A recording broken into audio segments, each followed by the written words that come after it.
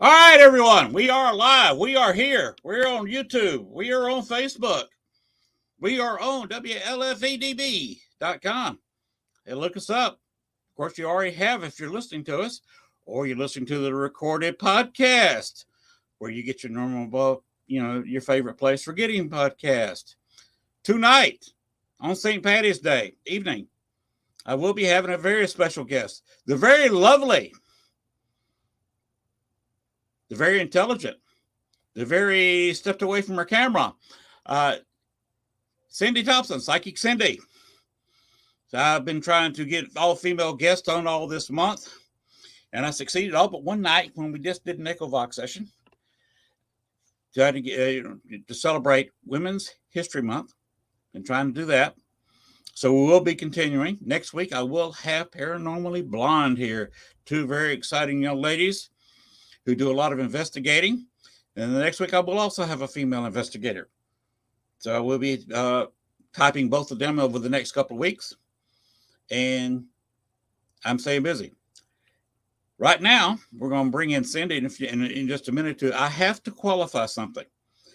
It was scheduled to rain. I can't change the time of the show just because of rain. But we had scheduled rain from about 10 o'clock our time, which is now, to after midnight, which is after the show. There is thunder outside now. There's no rain. But you never know what's going to knock your power off. If I lose power, I'll lose the show. So if I disappear, I apologize. But it's totally out of my control, losing power. And I'm just hoping that it doesn't rain too hard and I don't lose internet speed. Because that's also a fear. Also, we will be celebrating St. Patty's Day. As you come over here and take a look, Bones is ecstatic. He is celebrating St. Patty's Day. He does have his green on. I do the IR lighting that I have here and the UV lighting. This shirt looks very great, but let me tell you something. It is a very nice green. And we're going to go to the intro of the show now that I've promoted everything. So here we go for the intro. I like to come in and say hello and then promo for the intro.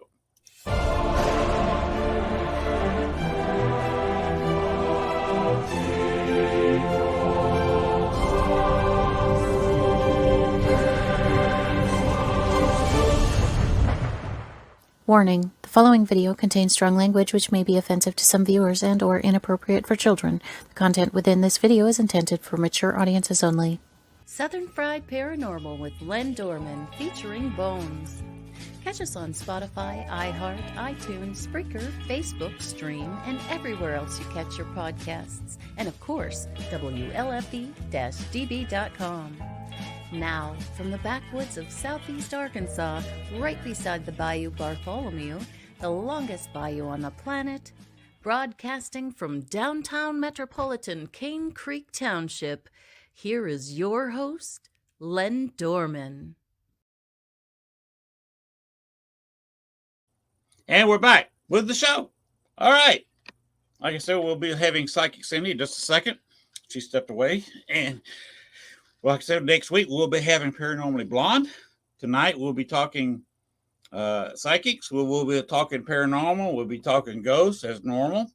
We're also going to be talking a little bit about St. Patty's Day. If you look behind my head, I do have some green sitting there and all the IR glare. And once again, Bones, he is ready to go. And I'm just hoping that Bones doesn't sip the little green cup sitting beside him there, because that's got something that Bones shouldn't have. And let me tell you something, just between you and me, it's New Orleans rum. So, let's not spread that around too much, okay?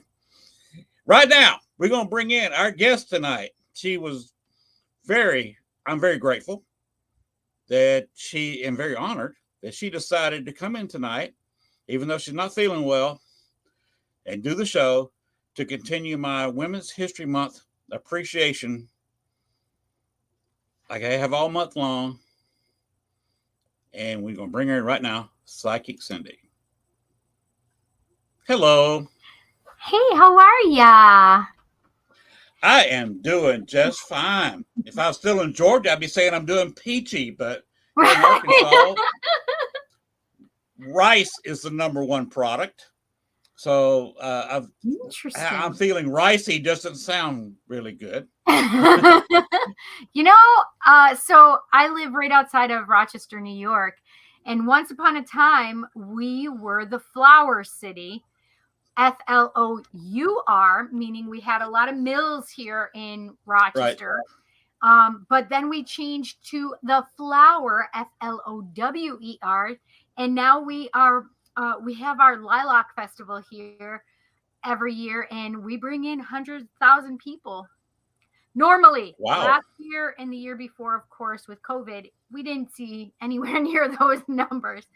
But Yeah. yeah, and we didn't even have it on 2020. Last year, 2021, we had it, but it was very scaled back and very, very small. And normally it's an international thing because this is the biggest lilac festival around. Hey, angels are Mhm. live. How are you? Yes, how are you, Nikki? How are you? Oh, I'm not familiar with her, but hello. Yes, I am familiar with her. Oh, so you're bringing friends with you. Hey, that's just great. Yeah, that's fantastic. Anyway, it is St. Patrick's Day. It is. I went and changed to I a green am. shirt for you. Yes, It's a baby. this It's a doesn't baby look like a Yoda. green shirt. It looks this looks very gray on my Yep. screen, Yes. but it is a very nice color. It's not extremely dark, but it's just a nice medium green. Nice. Yours shows up very well because you may not be familiar with my lighting, No, but I'm not. I I have love it. UVs in the ceiling, and these three lights behind me. The three bulbs behind me were purchased as UV lights for Ooh. a Dollar What? General. That's amazing. And what happened? Apparently, they got a mix up at their factory, and they glow red when you look at them, Mm-hmm. and they produce a very pink light. They do. are in the IR spectrum, not the UV spectrum, which gives me a very Interesting. pinkish light in here. So I've got a very, very interesting light behind me and shining on me. To me, I'm in a pretty dark room. The light on my face is to the screen, Oh, but interesting. this is how I like to ghost hunt. So I've I got love it. a lot of interesting light. You know my co-host. Oh my gosh, I There's love Bones. it. Bones is He so is cute. ready for St. Patty's Day, I and love it. I'm hoping he stays. I'm hoping he stays out of my little cup here. I don't have any Irish whiskey. I usually drink Mhm. Guinness on St. Patty's Day because that's an Irish beer. Right, I was right. not going to drive 25 miles one way to the nearest liquor store. It's a dry county. I got the Oh, biggest wow. county. I was not going to Yeah. drive 25 miles one way, a 50-mile round trip. And actually, it's Right. about closer to 60 because I got to get to Star Sure. City. And Star City and Pine Bluff are 25 miles apart. Wow. So, but this is a paranormal show. So I'm going to go ahead and probably finish my bottle of New Orleans rum. There you go. Perfect. It's put out by a brewing company in New Orleans. Oh, wow. This is old New Orleans Cajun spice rum. Wow. It's really got a good flavor. It's good. It's very good spice rum, and you can get those bottles I think for about $20. And they take when they do the rum, it requires a lot of sugar cane. They take the second cut. There's 3 cuts to sugarcane. You've got the one cut, which is kind of the top, which is kind of inferior sugar. Mm-hmm. You got the third cut, which is the bottom, which also gives you an inferior sugar, but it is very sweet. They take the second cut, which is the middle of the plant, which gives you the sweetest, best tasting sugar. And they crush it up and that's how they make their rum right there in New Orleans. Wow, And I had no idea. they've been producing rum a lot of years. They lost a lot during Katrina. Water in their whole factory there, the water got about 8 feet deep Oh, during wow. Katrina. Ruined a lot of stuff. But Wow. they're excellent. They're very nice people. You can contact them by looking up old New Orleans rum Wow. on the That's internet, so on the cool. Google machine. Look, you And just taught me something new about that rum, that they take the middle or the second cut. a lot of rum producers don't. The mass producers of rum can't do that. They Oh, have to really? use the whole thing. They Oh, take the second cut and give and send the rest of it on to other rum producers to produce an inferior, cheaper rum. That's why that oh, bottle is $20, and you can go buy another brand for half that. oh, wow, right. But it doesn't taste as good. And I said, I'm drinking now. This cup is very green on my screen. Makes my Yes, shirt it look really is. great now. But It looks really green.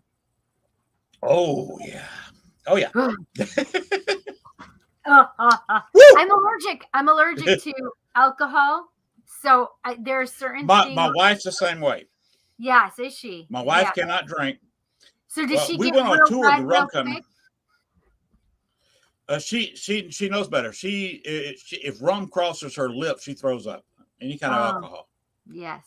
So she is really allergic to it. It's an automatic throw up. Yes. Pardon me for saying that. That's kind of gross, but No, you that's got to stay. You got to stay the way it me is. too. I'm just like, yep, nope. I smell it. I'm like, whoop, nope. The wife can smell it. She can smell different kinds of beers and know the difference between a good beer and a bad beer. Wow. And she also smell rum. Yes. We went on a tour of the rum factory in New Orleans several years ago when we were down there. That's And so fun. they give you shot glasses the same size as this cup of each of their different flavor rums. So she lined up her shots. I lined up mine, and then I drank both. So then I talked them out of a couple of extra shots. So I walk in that place normally. I walk out floating and definitely not walking straight. Because with 5 different flavors of rum, that was 10 shots plus a couple of shots they taught me out. So I walked out of there with a dozen shots in me, and in about 30 minutes time. That's fantastic. That's a lot of liquor. Even at 250 pounds, that's a pretty good amount of liquor. That's a pretty good amount. Yes, that's a pretty good amount. I love Southern accents. Oh, you do? Yes. I definitely have a Georgia accent. The Arkansas natives look at me and say, "Where are you from? You're not from here, Tennessee?" No, Georgia. Oh, yeah, Georgia. Knew it was Tennessee or Georgia. Tennessee, Georgia sounds alike.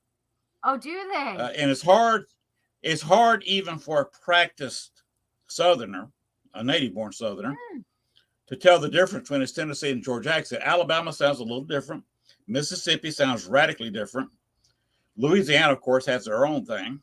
Yes, and here in Arkansas, there are some pronunciations that are different, and the accent's a little bit different. Interesting. Oh, Angel says, Cindy, as a psychic, do you have a hyper sense of smell and taste? That's a very good question. Thank you for that. Yes, I do. That is a very good question. And the answer is yes, I do. And I don't know if it's because I'm a psychic, but I really do. And so when you're pregnant, your senses get heightened. And one of my senses that was so heightened was my sense of smell. Like it was inextricably heightened, like so much. And I was working at a bank with my son, and it was summertime, And there was a gentleman who came into the bank. He had been sweating all day in the sun. He was a construction worker, and he came in, and let's just say he wasn't wearing deodorant at that point. And Oh, all I could smell was his potent body funk, odor.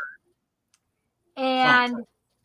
And nobody knew I was pregnant at that point.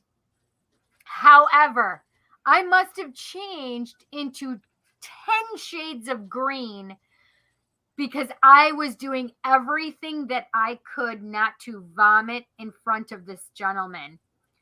And my coworker Jason says to me, he says, Cindy, can I help you?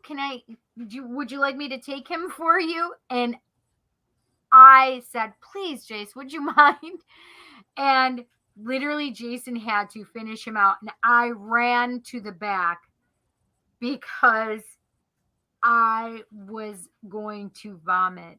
It was so bad because of the smell. So that's one thing that people, even if you just said something about, like you were talking about the smell of the alcohol, and I could smell it in my nose. Like it's like a memory, right? And so it's just the most closest to the rum smell was what I could smell in my brain. It was, so yes. That was a great question, Angels. Angels are alive. She knows that I love saying her name.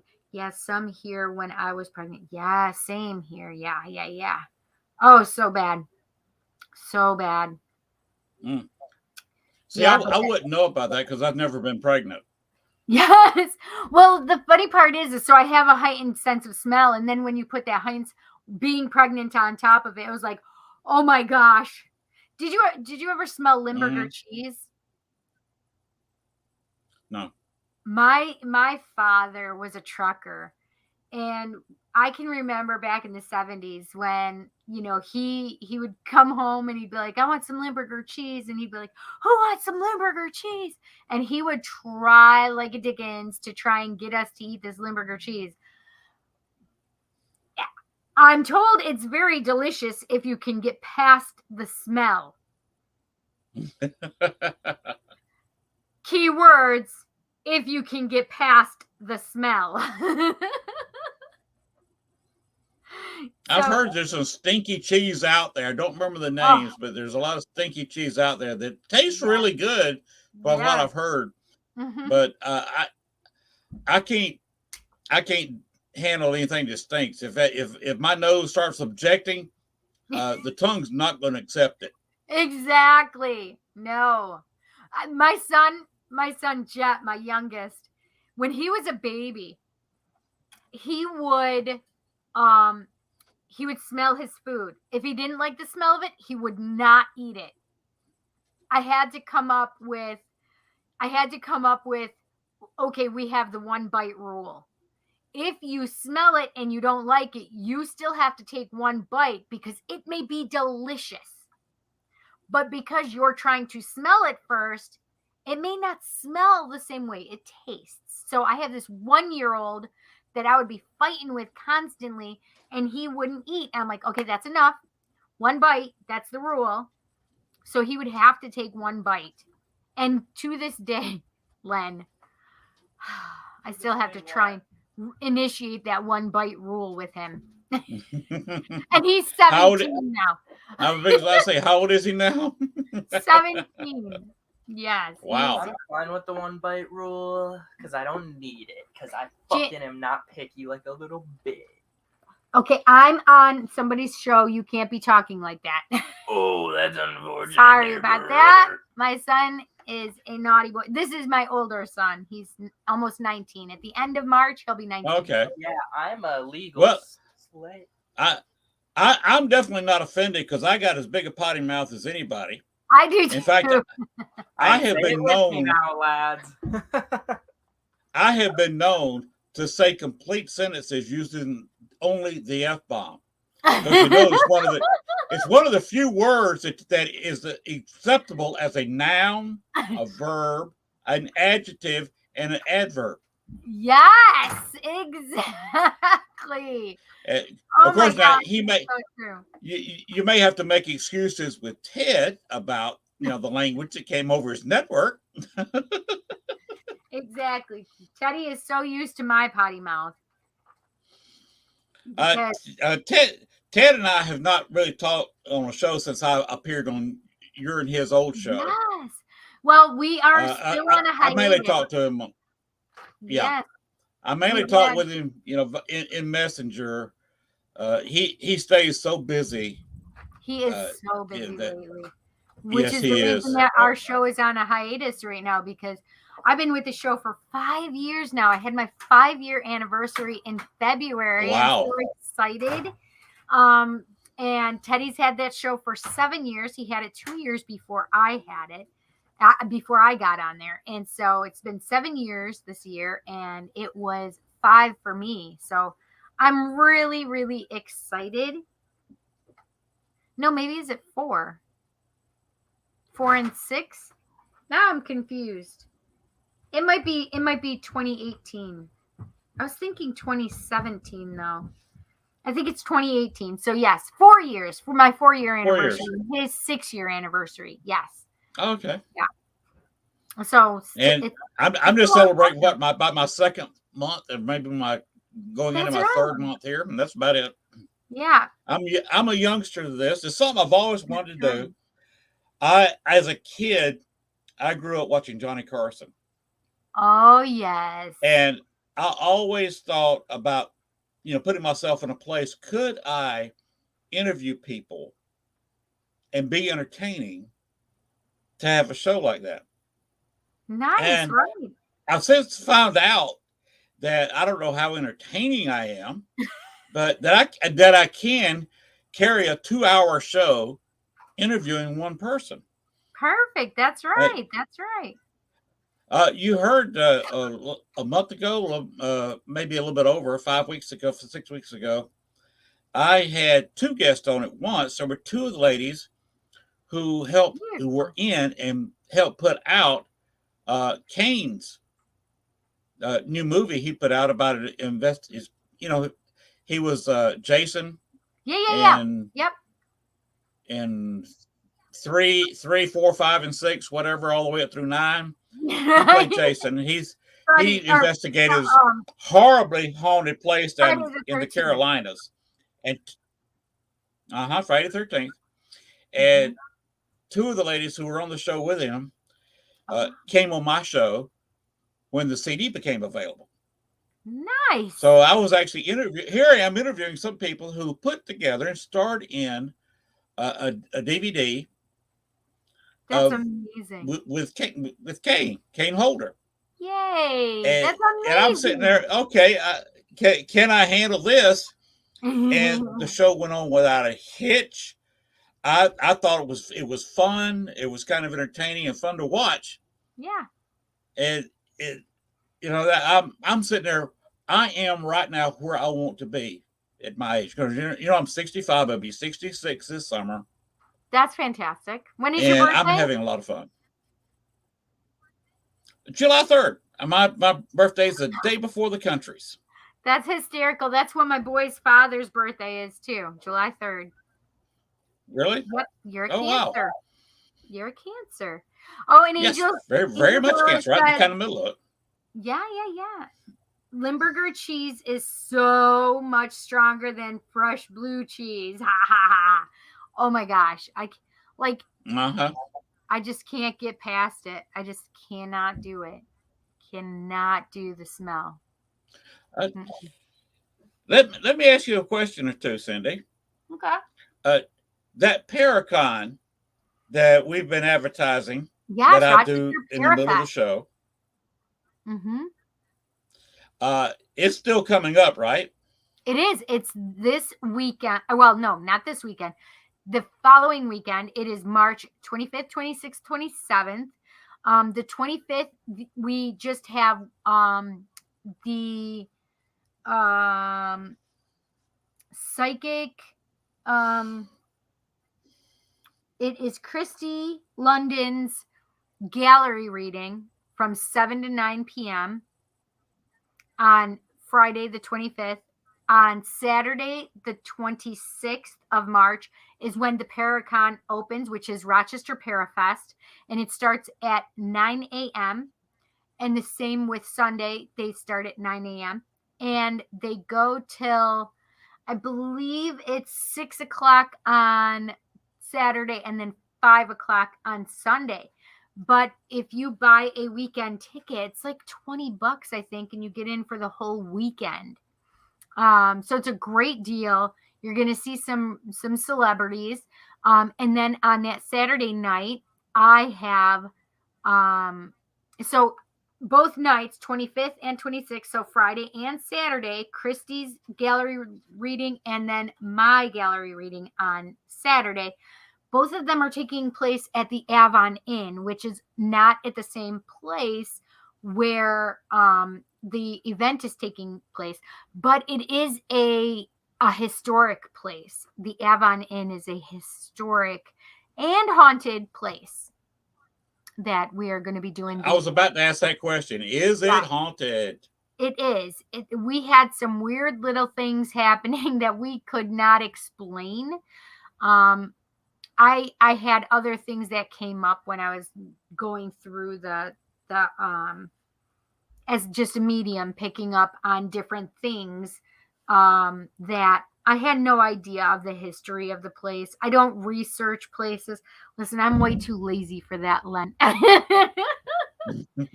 But I just had some crazy little things happening, crazy things that I picked up psychically, and then I would have to ask them about it, whether it was Teddy or anybody else that were associated with the Avon Inn itself.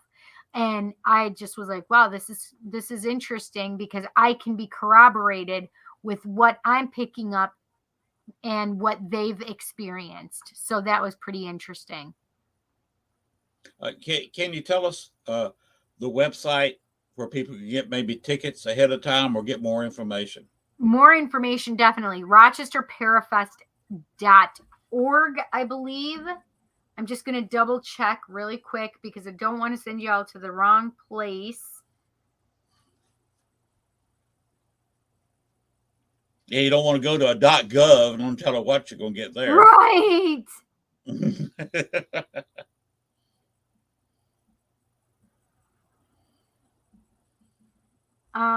Okay. Because it seems like that's a really good time. I wish the Paracon that will be here in October in Little Rock had that kind of space and that kind of people there. But they're kind of stuck. They do it in a museum, the Haunted MacArthur Museum.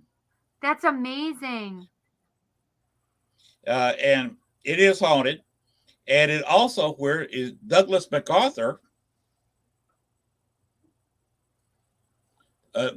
was born in the building. That's really cool. When it was part of the military. He was actually born here in Arkansas, Little Rock, in the MacArthur Museum. And they try to have a Paracon, but they're kind of stuck with guests. Paranormal is not a big deal here in Arkansas because of the religious thing. This is the middle of the Bible Belt. And most people down here, I finally had, after living here for almost 6 years, I finally had the woman across the street. I've talked to her husband several times over the years. Mm-hmm. She finally had a little talk with me about 3 days ago, I think Monday or Tuesday this week. It's the first time we've talked since I've lived here. And how long have you lived there? Almost 6 years. Wow. And she lives right across the street. That's so funny. Yeah, she's super religious. She did not like my orange lights I had up for Halloween, and she talked about that. And she says that I talk to demons, but she is she's had some problems at work. In fact, she can no longer work because of her back issues. She was in a back cage Oh, for a while. So now she's wanting to be friendly. So I can't knock it. Somebody wants to be friendly, I'll be friendly back. I got no issues. yeah. Well, But hopefully it'll be a nice um interaction with her and not so tainted it by religion, right? it was a cordial talk, and Yeah. she said, we wanted to talk again. But well, you see, I think one of her big things is they're both big anti-abortionists, Oh, yeah. and I've always been on the fence with abortion. And in fact, I've always thought instead of having the Supreme Court ruling with abortion, Mm-hmm. instead of saying abortions are not legal, that should not preclude a state from making it illegal. If, say, Alabama, Mississippi, or Arkansas wants to make it illegal, Yeah. that the Supreme Court should allow them to make it illegal, and that's the state. They got to deal with it. Yeah. There's problems both ways. It's a two-edged sword. If a state wants to make it illegal, let them. I just have this problem, Lynn. I'm one of those women that believe that the state should be out of my reproductive system. And that is that's your belief, and you're very much entitled to it, and I can't argue with it. Yeah. I cannot argue with it. And because the problem is unfortunately there's a lot of men that are making these laws, Mm-hmm. and women are precluded from them, and it's unfortunate. But the problem is we know our bodies, and women know we Mm-hmm. all know our bodies, and we know that some things are necessary, and sometimes we just need a choice in the matter. And I think that every woman should have a choice. Yeah, women outnumber men in this country anyway. Right. Oh, if women of any state got together and voted as a whole, yes, to replace a governor, replace a senator, replace a congressman in most districts, they can do that. Exactly. And I think it's the power of the vote. Exactly. And I think that if women would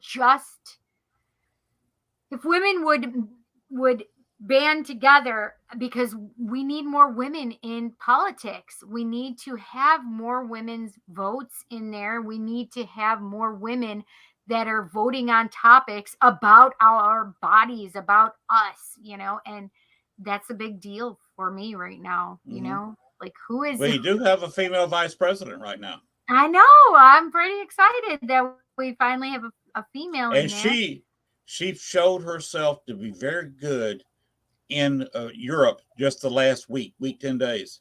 Beautiful. She was over in Europe talking to some of the leaders. She was in Poland talking about the mess in Ukraine. She helped strengthen NATO, and she talked to several leaders of the European countries, and she held herself very well. And that's what I like to hear. I'm a moderate. I am an independent. I'm not a Democrat. So you say, you must be Biden's guy. No, Biden was not my choice for president. Listen, I'm a Democrat, and he would not have been the person that I put in there. I know, and people don't like what I would say because I loved Bernie so much. Okay. And I think Bernie could have done some good things, but who am I to tell who's running, right? And that's the problem. So that my wife is more of a Democrat than I am, but she has also voted Republican when she in Chicago when she did not like the Democrat. And right. And I think that's appropriate.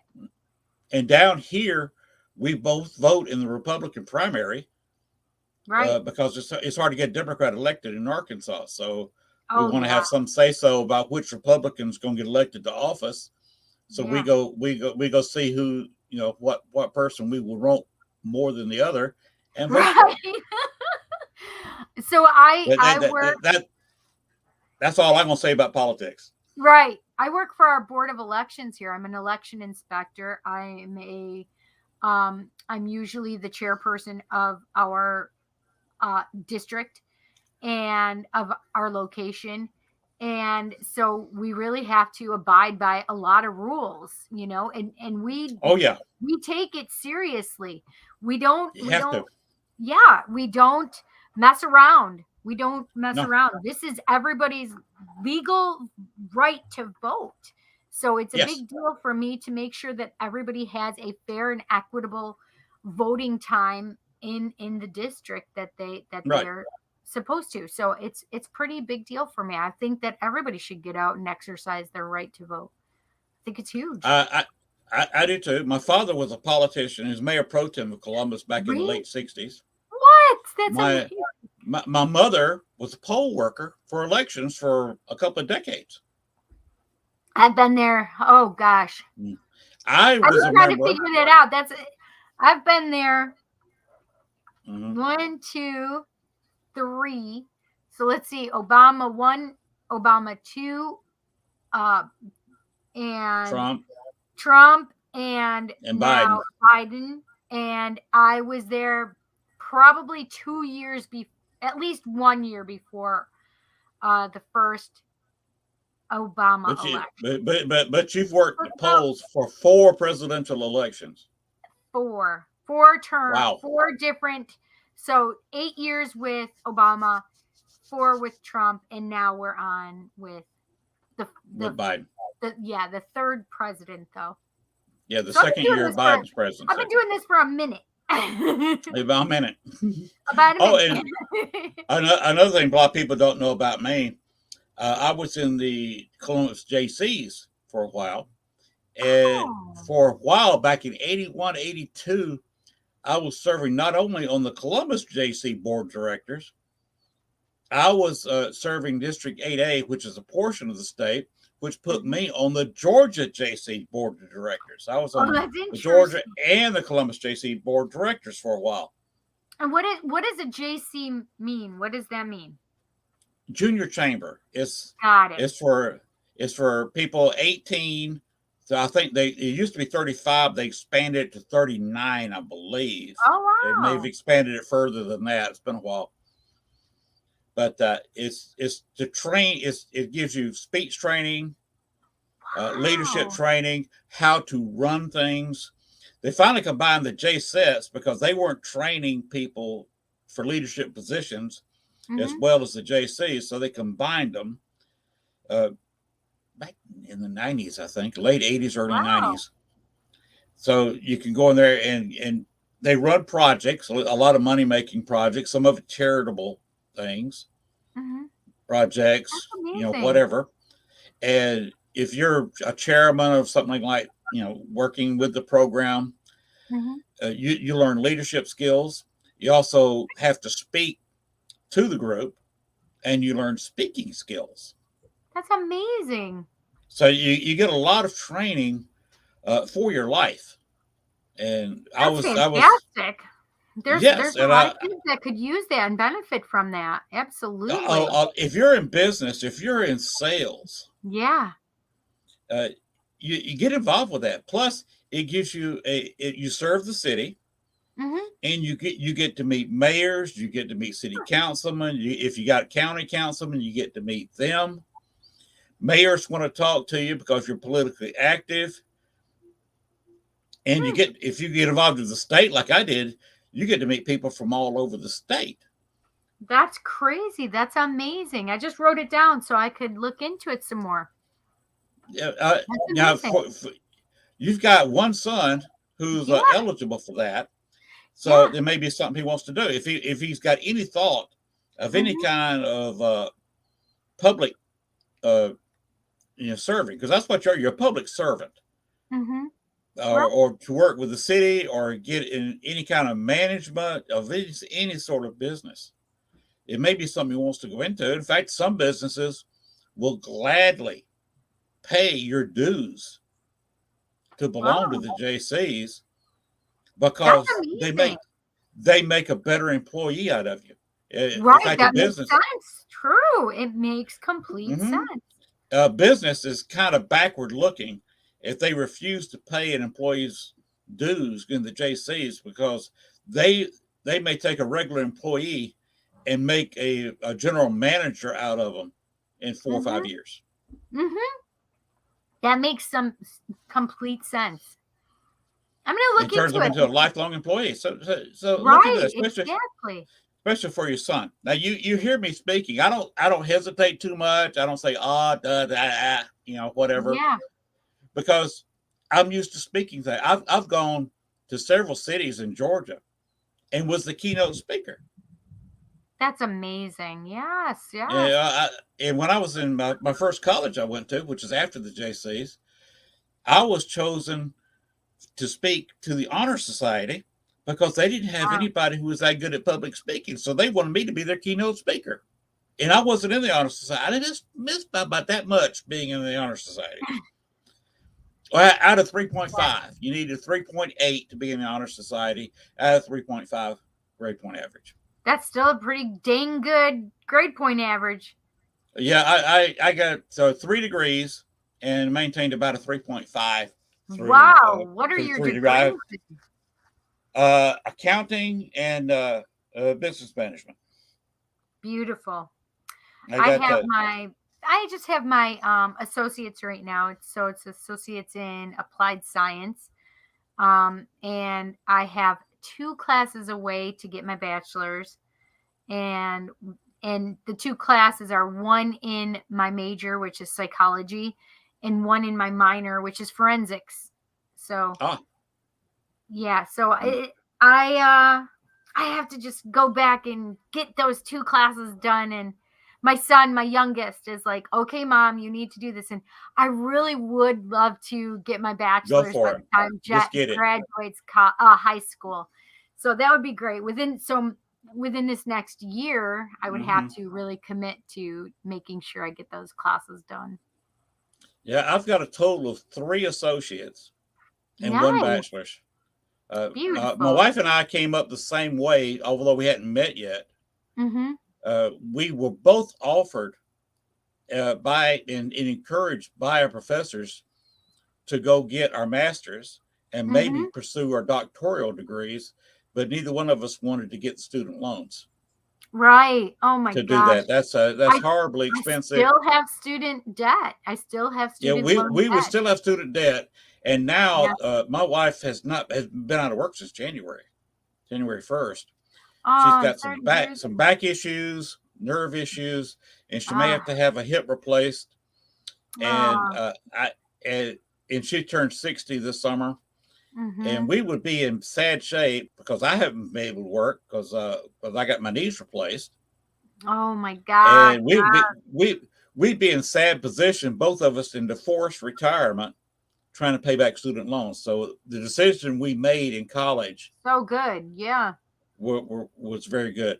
But to get back to the paranormal, Yeah. So it's you like, have a question in the chat room by Angels. Cindy, what kind of prep work do you do before any of your psychic shows? Do you need to mm, prepare, i.e., ground center, anything else? And I do not know how psychics do that because I am not a psychic myself. I've talked to many. I've worked with several. yeah. I've worked with kind of fake ones. I've worked with the real ones. But I could not answer this question. So if you could answer for us, please, we'd appreciate it. Yes, I would love to. So, when I'm doing it depends, I guess, on what kind of show I'm doing.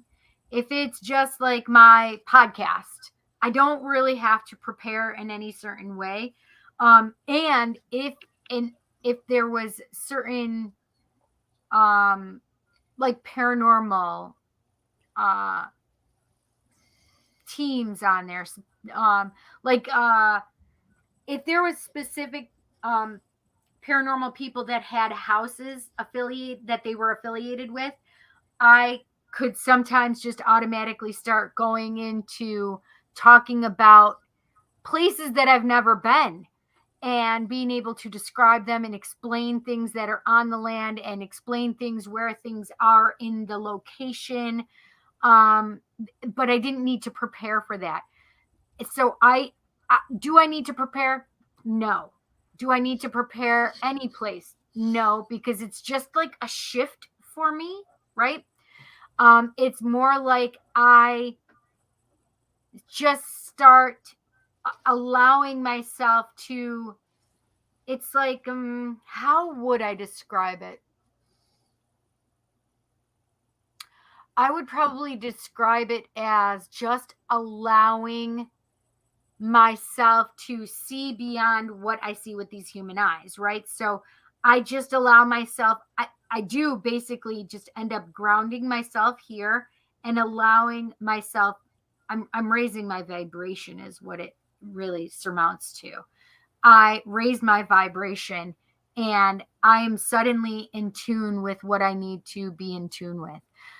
If I'm doing a reading, I will have my handy dandy stones that I love to. It's just a way for me to focus my hands, because it allows me to just have a focal point. My stones are the focal point, meaning that it allows.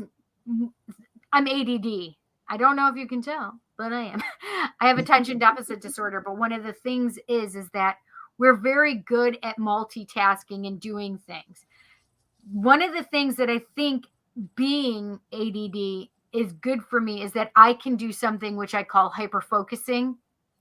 It was something that I learned when I was young. My family, we were loud. There was 4 kids, my mom and dad and the 4 of us, and we would get really loud. And in order to be able to even pay attention to the TV, you had to zone everybody else out just so you could focus on the TV and what it was saying. Because you're like, okay, I can't hear you if I want to hear this, right? So I learned to be able to focus on that and not hear anything going on around me or seeing anything going on around me, even though there would be like craziness going on around me. So I learned how to hyper focus, and that's basically what I utilize now. Is I utilize a way for my brain to be, my hands to be active while my brain is off someplace else. And they've actually found that ADD and ADHDers are really good. They did it with crocheting and kids that had been having low grades. They put them in this special class. This teacher took these kids from basically a failing point and low test grades, and most everybody was willing to just give up on them and tell them, you'd be better off just leaving the school without a diploma. However, this teacher really said, I'm going to try something. And what she did is she gave the kids crochet hooks, and the kids would crochet while the teacher was teaching. And what they found was that when you keep your hands busy, ADD and ADHDers can actually take in a lot more information and understand it and do much better with it because they're hyper focusing on something else with their hands, right? And it allows their brains to just still listen and interpret and understand completely. What they found was that it actually worked amazingly well, and that all of these kids ended up graduating, and all of these kids' test grades skyrocketed. And it was very like, it was unbelievable discovery. And it was I had just learned about it when I was in college, and then it was truth time. My son had been ignoring me, or what I thought was ignoring me. He was playing with the tablet or something in his hands and just playing on it. And I was, at this point, I'm now beyond, because I think he's ignoring me. I'm like, did you hear me? And he said, yes, I heard every single thing you said, as he's still not watching, not paying attention to what I'm doing. He's watching his game that he was playing on the tablet. And I said, well, what did I say? I thought I was going to catch him. He verbatim said every single thing that I had said. And I was like, oh, wow. And I was like, that is amazing. And Jansen, he has learning disabilities as well. So I took that to his 504 plan and made sure that we implemented it immediately. Try and keep Jansen so he can do something with his hands while he's getting information in, because he's doing exactly what he needs to be doing, and he'll focus much better on what they're saying. So we did implement that, and that did seem to help. But this is one of the things that I use to hyper focus when I'm doing a reading, or, when I'm doing anything like that. I just, even if I don't have my stones, I can still hyper focus and I still can tune in. It's just that sometimes I'm able to do it easier. One of the things that a lot of people don't realize that I feel is really important. A lot of times, one of the things that I'll try to do is make sure I take like a bath, a shower. Really, it's a shower. I try to take a shower before my event. And I mean, right before I'm doing a live, right before I'm doing anything that I'm going to be using my psychic abilities for. The reason being is because it's a cleansing process, and it literally not only cleanses the soul, the body, the physical body, but it also cleanses the ethereal body. It cleanses your vibrations, and and one thing that I make sure I do is I literally think about how this water is cleansing my ethereal body, right? My light body, and taking anything out of it that doesn't need to be there. So yes, angels, I do that. It's one of the things that I try to make sure that I do as part of my prep work. One of the other things is that I will say something, which is, I am in and of the light. Only the highest and the best are allowed. So I firmly believe in protection work. When I'm doing anything paranormal, psychic, I really make sure that I white light myself, and I'm putting myself in that white light. Those are the main things that I would say that I go through and do. I ground and center. Yeah. It's similar to what I do before an investigation. Yeah. Because I found out quite a while back. Well, when I first got started doing investigations in Chicago, well, I'd done investigations basically all my life. But I went into a serious haunted place. Angels mentioned, wow, that was a loud bolt of thunder. Mentioned Al Capone. She said that'd be a 2-hour show. He. Yeah. I was in Al Capone's brother's brothel. Nice. Speakeasy. That's so cool.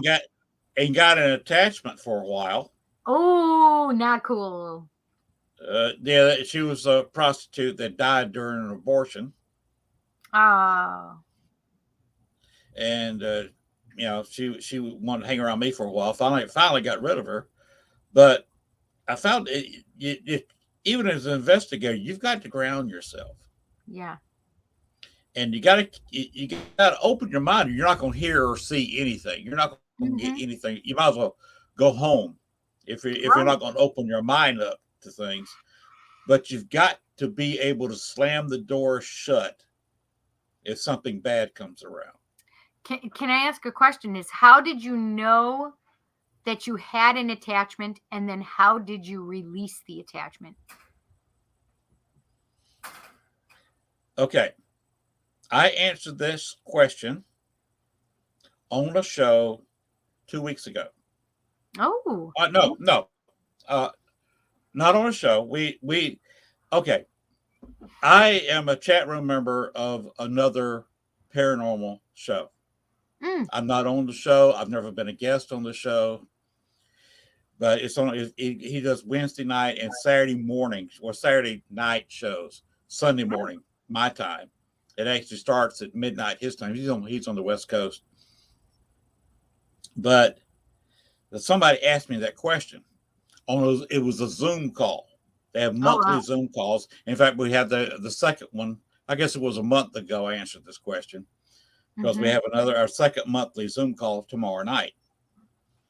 But see, by the way, while I'm talking on this subject, do you know Miranda, the ghost biker? I don't know, maybe, but I'm not certain. Okay, she was on my show about 3 weeks ago. Oh, But her show we were overlapping an hour. And it's one reason I wanted to move to 10 o'clock. Another one was the fact that 7 o'clock start from me was right at supper time, and it was interviewing with that. But anyway, on that, the reason I brought up Miranda is because occasionally, and she heard it, I have a tapping on the window behind me. I've had 2 shows being interrupted by something tapping at the window, and there's no tree out there that can tap on the window. There's nothing outside this window that can tap on the window. That's interesting. So, yes. Anyway, I was asked that question, and one girl literally fell out of her chair when I told her how I got rid of it. It was a prostitute. She died during abortion. I saw the light. It was a light anomaly. It was not an orb. I saw this with my naked eyes. And I can see it better in the camera with our light. And the reason I know that is because she was waking me up between 2 and 4 o'clock, 3, sometimes 4 nights a week. Wow. Wanting sex. I'd be like, no, girl. Well, see, I sleep in the buff, so it's kind of easy. Right. And I finally got tired of that. And after a couple months, I just got tired of being woke up in the middle of the night. Yes. And if she would not take no for an answer, she would not say, go away, leave me alone. She would not take that. So I finally did one of the worst things you can do to a prostitute. What did you do? I did it myself in front of her.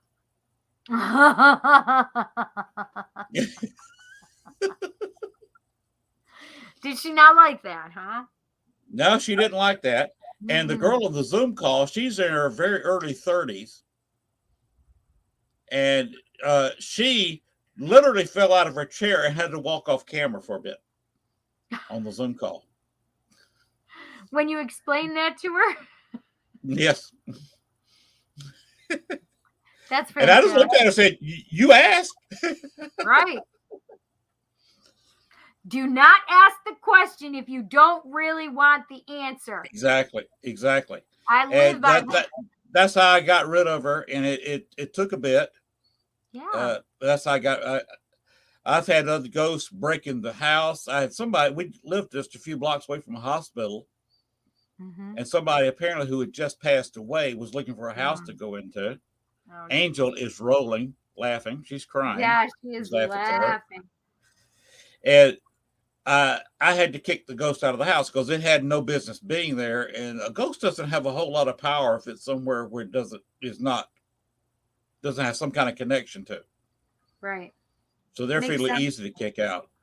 Now, an ancestor, somebody who lived, if they used to live in the house, then they've got a connection there. It's very hard. You can't hardly make them leave. There's not a whole lot you can do. You can sage, you can do anything you want to do. And you know this. Yeah. But, if they got a strong connection to the house, i.e. lived there, i.e. died there. Right. People living in the house just have to deal, either move or deal with it. Right. And it's very difficult.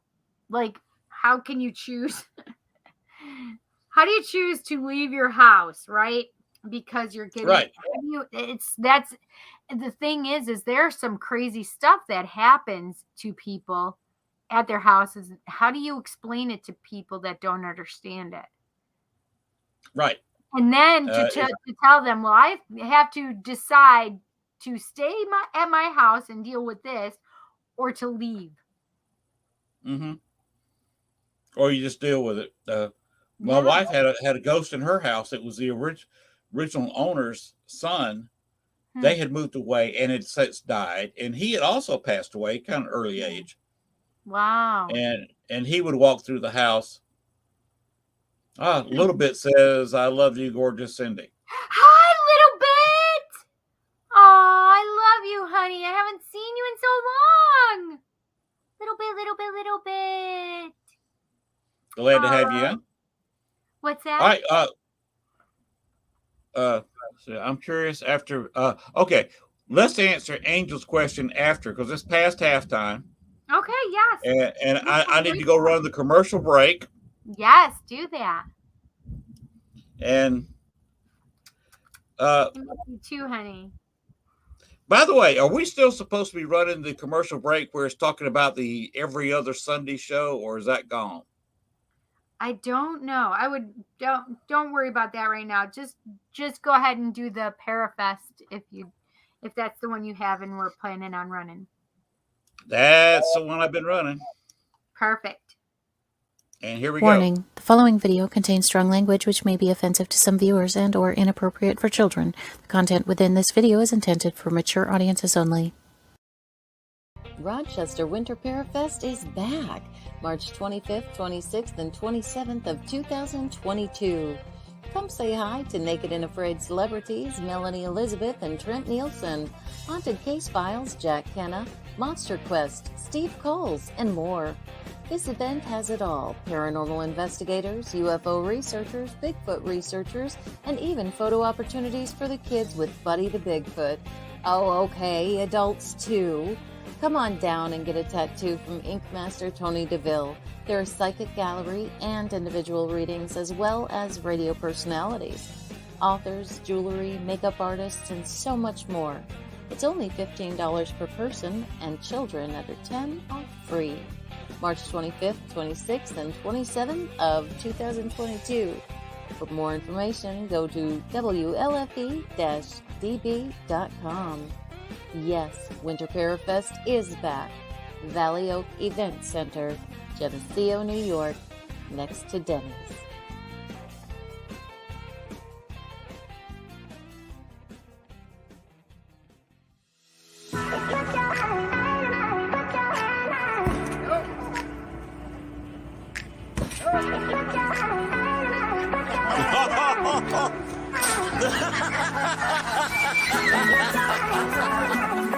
Try again, buddy. Try again. Yay!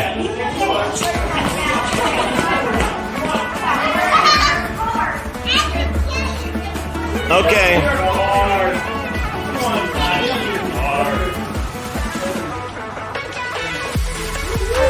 Oh yeah! Good job. Oh.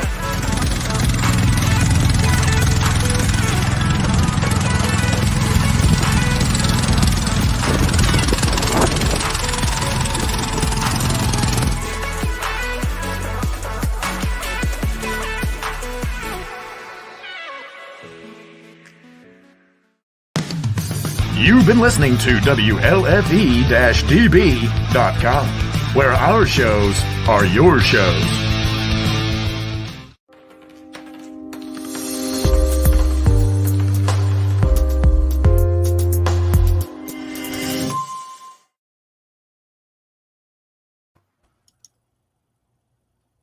And we have a It's my visitor. little Violet.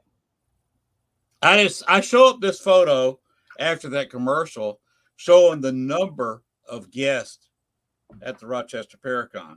There's That a bunch is an of us. amazing. Yes. There's a bunch of people there. I Yeah. wish I could go, but that's a long drive. I am not about to jump on an airplane to a call star. That's right. It's crazy now. It would probably be $800-900 for me to get up there and back. And Yeah. If I take the wife, she'd want to go with me. That's right. Heck yeah. We'd have a much hard fun. time finding tickets for two, even at $800 a piece, and $1,600 just to fly there, plus the hotel. That's just that's not happening. I'm sorry, but that is a great lineup of people. I'm really envious one. of being close to a Paracon like that. And I wish them all the luck there is in having that Paracon. We have so much fun every year with it. Well, we were able to do it in 2020 because it was we did our Parafest before COVID struck. So we did it in February and COVID struck in March. So we were able to get it in 2020. 2021, we were not able. What are you doing, girl? Ow, ow, ow.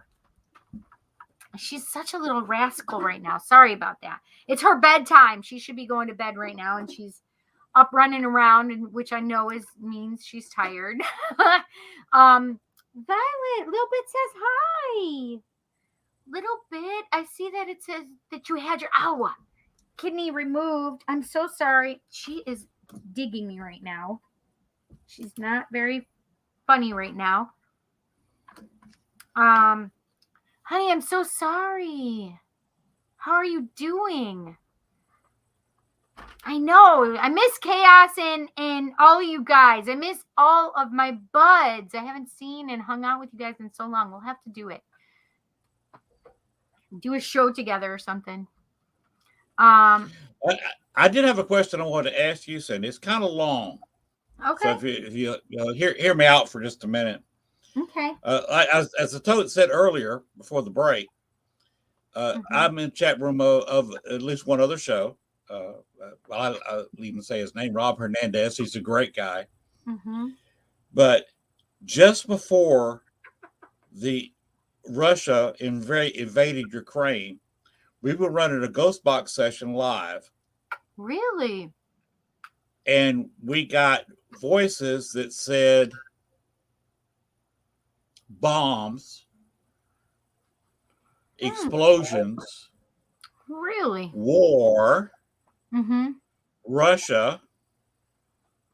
Wow. And Bill Hauser, if you've ever heard of him, he's a Canadian. He's one of the best ghost. Rob Hernandez and Bill Hauser, two of the best Ghost Box people there is. Rob has built them and knows how to use them. Been doing it for almost decades.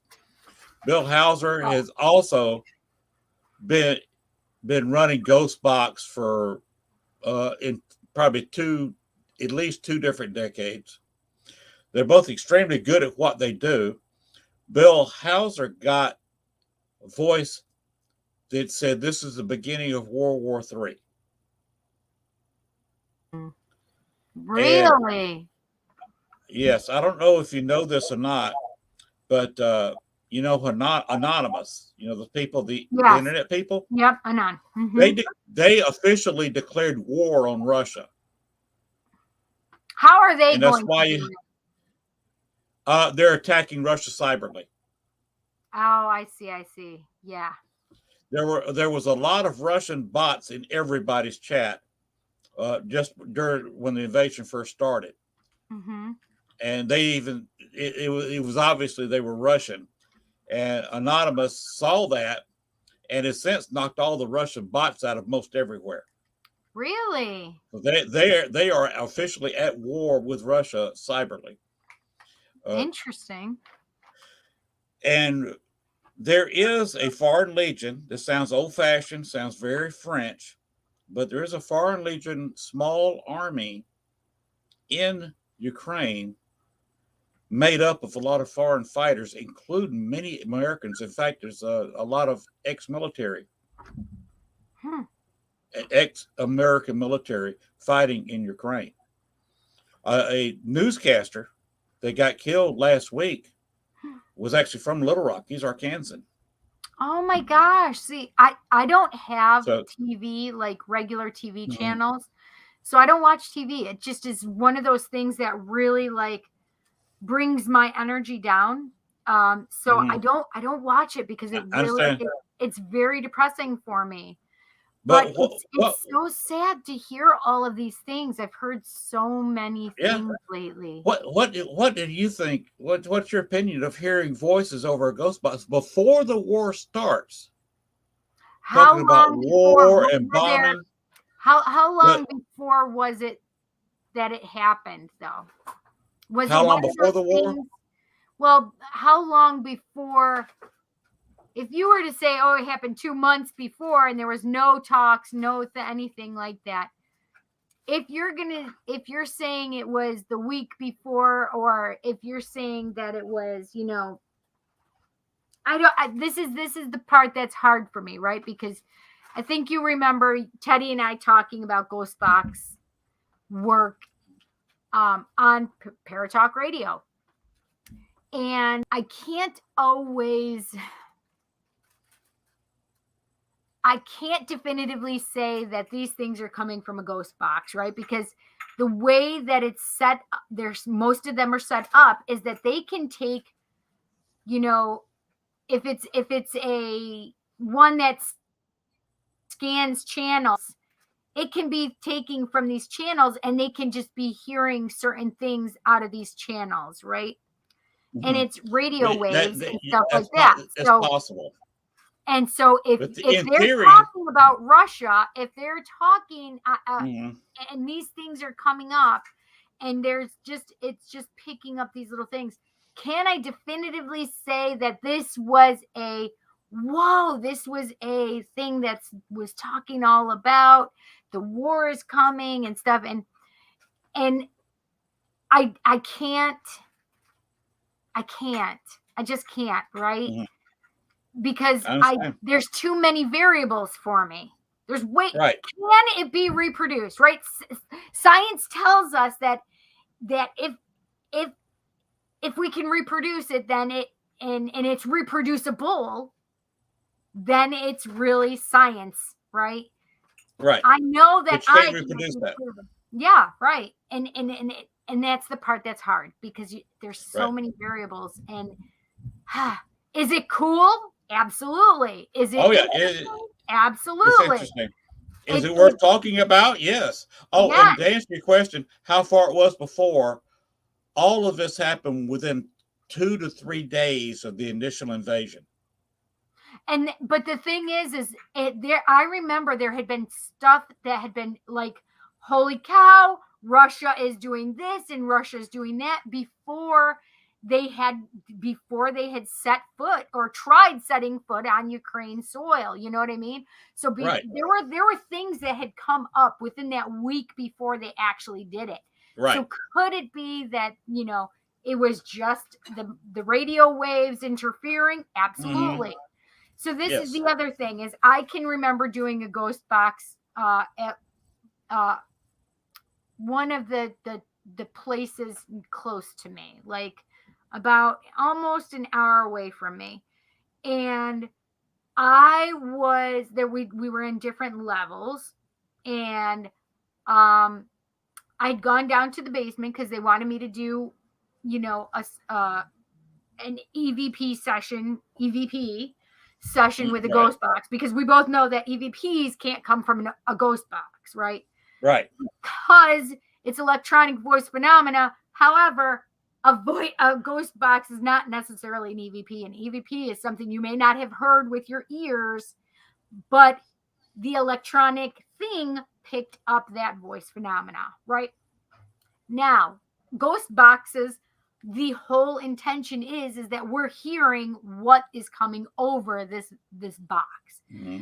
So one of the things is one of the reasons they wanted me to come down and do a basement session with them is because I was on the 3rd and 4th floor with Teddy upstairs, and they're saying, "Where's Cindy? Where's Cindy?" And they said, "Cindy's up here. She's on the 3rd and 4th floors." And they said, "We need her to come down here because they're talking about her." We're like, "What do you mean they're talking about her?" And they said, "Cindy's upstairs," or something along those lines, right? And so they're like, "Okay, let's go get Cindy." So they brought me down, and we were having this thing, and they brought my name up a couple times again. Is it possible that it was just the freakiest thing that they're talking about me and being up there? Sure. Is it possible? Absolutely. Am I going to be 100%? No. Was there anybody else in the building named Cindy? No, I was the only one. Is it interesting? Abso-freaking-lutely. It was interesting. But can I say definitively that that it was otherworldly, I can't. You can't. You can't. You can't. And that's the agreement we have on Yeah. Rob's show, that we can't prove this is. We don't know who we're talking to. We could Right. be talking to aliens. We Right. could be talking to people from another dimension. We could be Mhm. talking to Bigfoot. We don't know who we're talking to. We could be can't talking prove to anything. another. There could be another radio station affiliate going, "Hey, Yeah. this is And well, John." another theory is we're talking to our future selves. Right. That's interesting. So we don't know who we're talking to. Now, Yeah, one I other would agree thing, with that. I'll throw this at you. Okay. One thing we did. I got my gloves on. Okay. They were running a ghost box session Okay. on something he calls Blu-ray. He builds the ghost box, and Oh, it doesn't really rely on radio signals. It's got a library it kind of goes through of noises, and it does pick up radio signals in a way. Mm-hmm. But I was getting bored. Everybody else was saying, "I heard this, I heard that," and I was saying, Yeah. "Okay, I was." The wife had mentioned if we're going to take another vacation to New Orleans, where she wanted to stay, Yeah. and I named the hotel Lafitte Hotel, which is across the street from the Lafitte Bar, which is the oldest bar in the States, apparently. But debatably, they're supposed to be going up in New England. They say it's actually older, and Lafitte's was not always run as a bar. It was a blacksmith shop for a while. Anyway, I was looking at the website for Lafitte's Hotel, and I was looking at a particular picture of a staircase, and I hadn't read any of the background yet. I was just looking at the photos, seeing how much the rooms were, boring stuff. Well, I was bored listening to a ghost box session, and all of a sudden, I was listening to I only still had the volume up, listening to the ghost box session, and all of a sudden, over the ghost box, it said Lafitte, Lafitte, New Orleans, staircase, and then named the girl who injured herself on the staircase. What? That's crazy, girl. And then said hurt. Aww. And it turns out, I started reading the history of it. A girl, when it's a former mansion, Yeah. a girl had an accident on the staircase and did injure herself. Now she recovered; it was a minor injury. But how did that come over a ghost box? So, were you playing this information while this ghost box was going on? I was looking at the information. I wasn't saying a word or typing anything about it. Okay. Interesting. And I went back I went to the other tab, back into the chat room. I said, "Who is saying Lafitte?" And a voice came over that everybody heard, "I am." And then said my name. Very everybody, interesting. Rob stopped the session, and he was totally speechless for about 15 minutes live on the air, because he did not know what to say about the naming the name. Then I had to read about it on the other site, and I picked up the name of the girl that was injured, and the fact that 2 or 3 people had posted that child's name in the chat room before I even read about the child's name. That's crazy. How do you explain that? I don't know. Sometimes you just don't have an explanation. And I think that's why we classify it as the unexplainable, right? Because we don't have definitions for it. It's unfathomable to our brains. You know what I mean? So sometimes we can't explain it. And that just it floored Rob. We still remember that show. He still remembers it and even mentions it sometimes. How did any person, any ghost, so let's just entertain the fact that it was a ghost saying this over that ghost box. How did they know what I was looking at in another tab?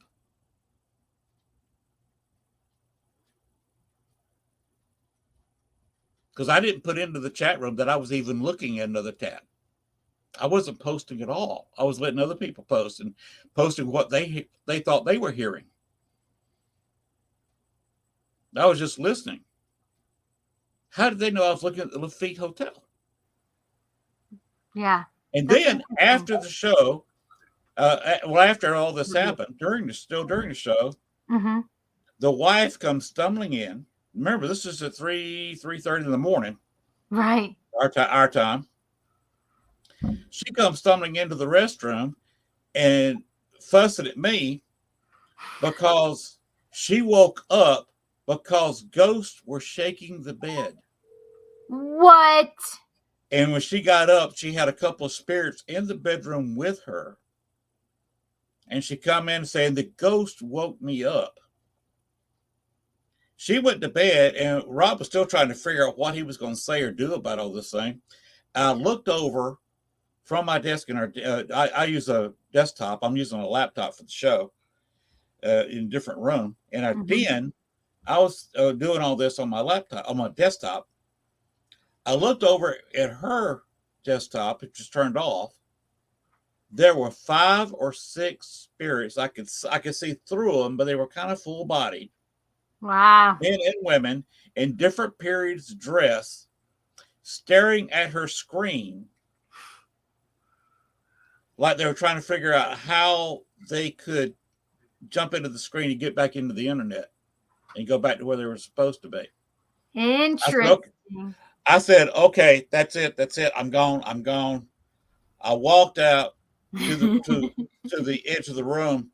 I said, every spirit who doesn't belong here, get out of my house right now. And I'd gotten out of their way. So they all jumped into my computer and took off through the internet where they were supposed to go. Wow, that's crazy. And so I think that's huge that you saw that, because that's something that I actually know and I teach about, is that, you know, there's stuff that can come through. You need to protect your electronics. You need to protect your home when you're watching these things, because they easily come through. What is we sit here and say, what is the medium? Right? People will point to me. I'm the medium. Yes, I am the medium. But what does that mean? What does the medium mean? It means that I am the vessel or the thing between spirit and you, right? That's what we would describe it as. And so then I say, well, how do you think spirit tries to get your attention or tries to make them themselves known? And one of the first things people will say, will be like, well, they'll mess with my lights. I'm like, exactly. So you're saying the medium is electricity. They're like, oh, right. And I'm like, am I not electricity? Do I not have electrical capabilities? So is that not how things could possibly come through me to you? And he said, yeah. Good night. I love you, buddy. And so, and they're like, oh, yeah, I didn't think about that. And so, well, think about it this way. The medium is electricity.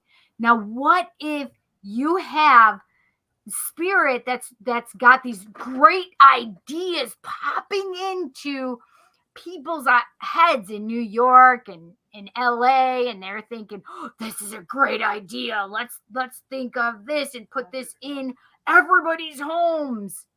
Well, the problem is we can't tell what's light energy and what's dark energy, right? That's right. And so they're getting these great ideas and like, holy schmolies, let's get this show on the air. Let's call it a haunting. And if you ever watch a haunting, it is literally one after another episodes of possessions.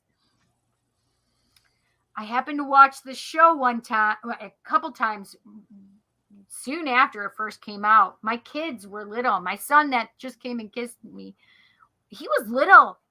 And I watched it. I was like, oh, this is so exciting, this new show. And oh, you're eating. Oh, yeah, that's fine, honey. That's fine. No, that's hash fine. brown your toast mine, please. Yeah. I said that you can have it. Okay, thank you. You're welcome. He's eating my food. And you, I was like, after the first one, I'm like, oh, well, maybe the next one won't be so dark, right? Mm-hmm. And I watched the next one, and I'm like, And it was probably by the third one, I was like, brakes are on. I'm like, I've watched 3 of these now, and they're all about possession. And I was like, okay, yeah, I don't know if I like this. And you just, you get that weird feeling. And so I just had that little skeevy feeling. And I'm like, I don't know. Well, I ward my house. I'm also a witch. Besides being a psychic medium, I'm a witch. So I didn't know that. I make sure that my house is protected with white light. I make sure that I will salt my rooms in my house, right, to come into the doorway. However, back then I had no idea that I should be protecting my TV, my electronic computer, my laptop, my phone. I had no idea about this, Len. And it wasn't until I watched that show, and then I started seeing things out of the corner of my eyes. And I'm like, what the hell is going on here? What the hell is going on? And I thought, well, maybe I'm just seeing things, until my son started going, Mom, they won't leave me alone. And I'm like, what is going on? And it was Jansen. And Jansen's like, they won't leave me alone. They're not letting me sleep. And I'm like, okay. I just thought it was weird. I'm like, well, tell them they have to let you sleep. They're not allowed here. And tell them that you're going to make them leave if they don't leave you alone. Right? Mm-hmm. I was naive then, Len. And then I still kept seeing him. And it was probably about almost a week later, after all of these little things, these little occurrences were happening. And I kept seeing these little shadows and these little movements on the peripheral. Mm-hmm. And my son says, ah! And he fell. And he was right near my stairs, because it was a ranch and we were in the upstairs apartment. And we had this very long staircase going down you open it up and there's the ground, right? And Jansen ding near fell down the stairs. Wow. And I said, Jansen, are you okay? What happened? He's like, he tripped me, Mom. And I'm like, who tripped you? He said, the black man, the thing right there. Can't you see him? And I'm like, no, I can't see him. And as soon as I did that, I'm like, get the hell out of my house. It was actually an immediate download. Jansen telling me this and Spirit going, okay, now you're paying attention to us. They came in through that show. You allowed them in, and I had no idea. Mm-hmm. No idea. So as soon as that happened, and I'm saying, get the hell out of my house. You're not allowed here. Get out of my house. And Spirit said, you need to start protecting your electronics, not just this TV, but every single thing. They're like, it's electricity. The medium is coming through. And they literally gave me a huge download, told me about how they're helping put these ideas of these great shows in unsuspecting people's minds, right? And I was like, wow. So I've taught protection ever since then. Yes. Keep it up. Because it's, all this is theory. Anything in the paranormal is theory. I've not seen any positive proof. Nobody's ever captured a Bigfoot. Right. Nobody's ever captured an alien. We're not, they're even talking about, unless the government has a secret. Paul, the movie, that has not happened in real life that I know of. Mm-hmm. And we can't sit there and positively prove to anyone that ghosts exist. Now, we hear voices. I have that tapping on the window during 2 shows right here. And I've not heard it tonight. Yeah. Maybe it doesn't like to come out in the lightning. I don't know. But the theory behind ghosts is that they're dead people, and this is their soul that's left. What is the soul made of? What is a ghost made of? Electronics, electricity. Is that little bit spark of Right. life. We have to think about it because Mhm. we already know the theory, right? We've been Right. taught the theory that Yes. form cannot that form does not die.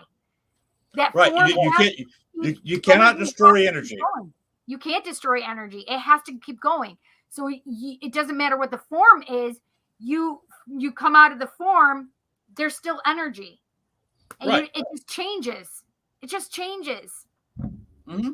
And that's if you're a form of energy, that means you could just jump through internet wires and travel anywhere you want to. Exactly. You can basically go anywhere you want to.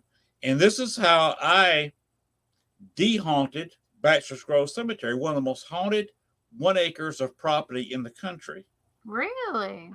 And I found out through a lot of research. You said you don't like to do research, too lazy. Yeah, well, I do it, and it's. I don't like writing the papers after the research, Len. Oh yes, I love doing learning about it. I hate writing the papers after the fact. Okay, I have not written this down in a paper except I think I wrote a little bit of it down and posted a little bit of it. I found out who the White Lady of Bachelor's Grove is. The most popular ghost picture taken in history. If you Google ghost photo, it comes up with the little translucent lady sitting on a stone. Oh, that was taken by Judy Huff as a member of the Ghost Research Society, and her and Dale Kaczmarek have co-copyrights on that photo. Theoretically, you're not supposed to show it, although many shows have. Ghost Adventures specifically show that without Judy Huff or Dale Kaczmarek signing off on it.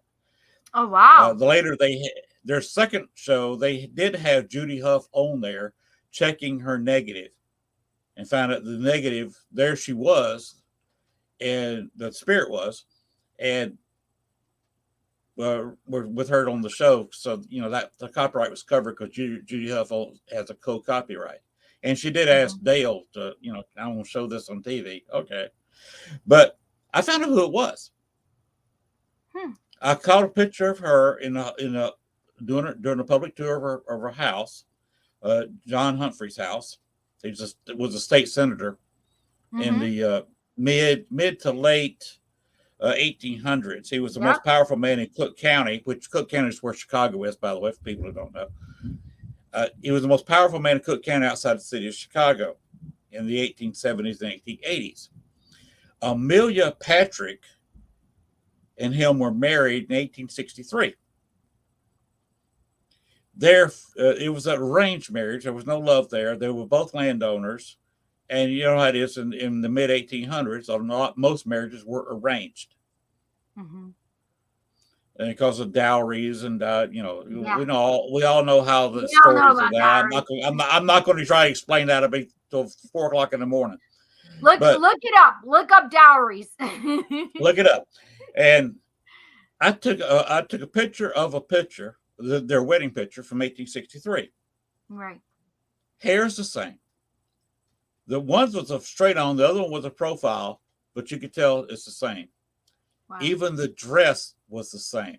She was appearing in Bachelor's Grove Cemetery in her wedding dress, which is it's hard to tell what color anything is. Judy Huff's picture was taken in 1992, I believe. Oh, wow. Early 90s with a 35 millimeter camera. Yeah. Back in the day when you actually had, it was not a digital. We didn't have digital 35 millimeter cameras back then. That was Photoshop didn't exist. Pentax, and you were forwarding it yourself and clicking and winding up your 35 millimeter film. Oh, yes. Now she was using infrared film. Interesting. When she took that photo, so it's not a color photograph, and of course the 1863 photograph was more yellow than anything else because photography was very, very young, and of course it was just the one photo because that's about all anybody could afford, even people with money. You get Well, one or two wedding photos. We have to change it because paranormal film was in its infancy. Yeah. Well, no, I'm talking about the 1863 1860. Oh yeah. photos where a Right. camera was. You had to, even in Chicago, you had You to had- look. you had- Somebody got a camera. Yeah, you had to. It was all about flash and metal plates. and holding still for a long period of time. Long period of time. But Yeah. I compared, put those pictures side by side, and everybody showed it to, said, this is the same person. I said, well, one of those photos was taken in 1992. The other one was taken in 1863.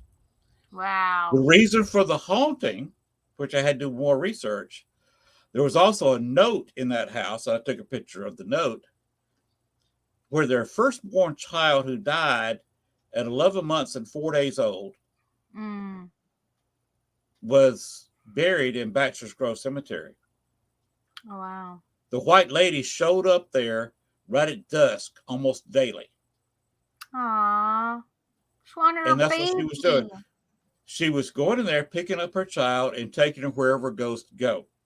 And sometimes during the day, a couple of other children who also died young will be playing around in Bachelor's Grove. Libby was stuck there because she was so young. But I kind of befriended her. She was playing with I had a temperature gauge K2, which is a very rare K2. Not many people have those with a temperature sensor. She was playing with a temperature sensor.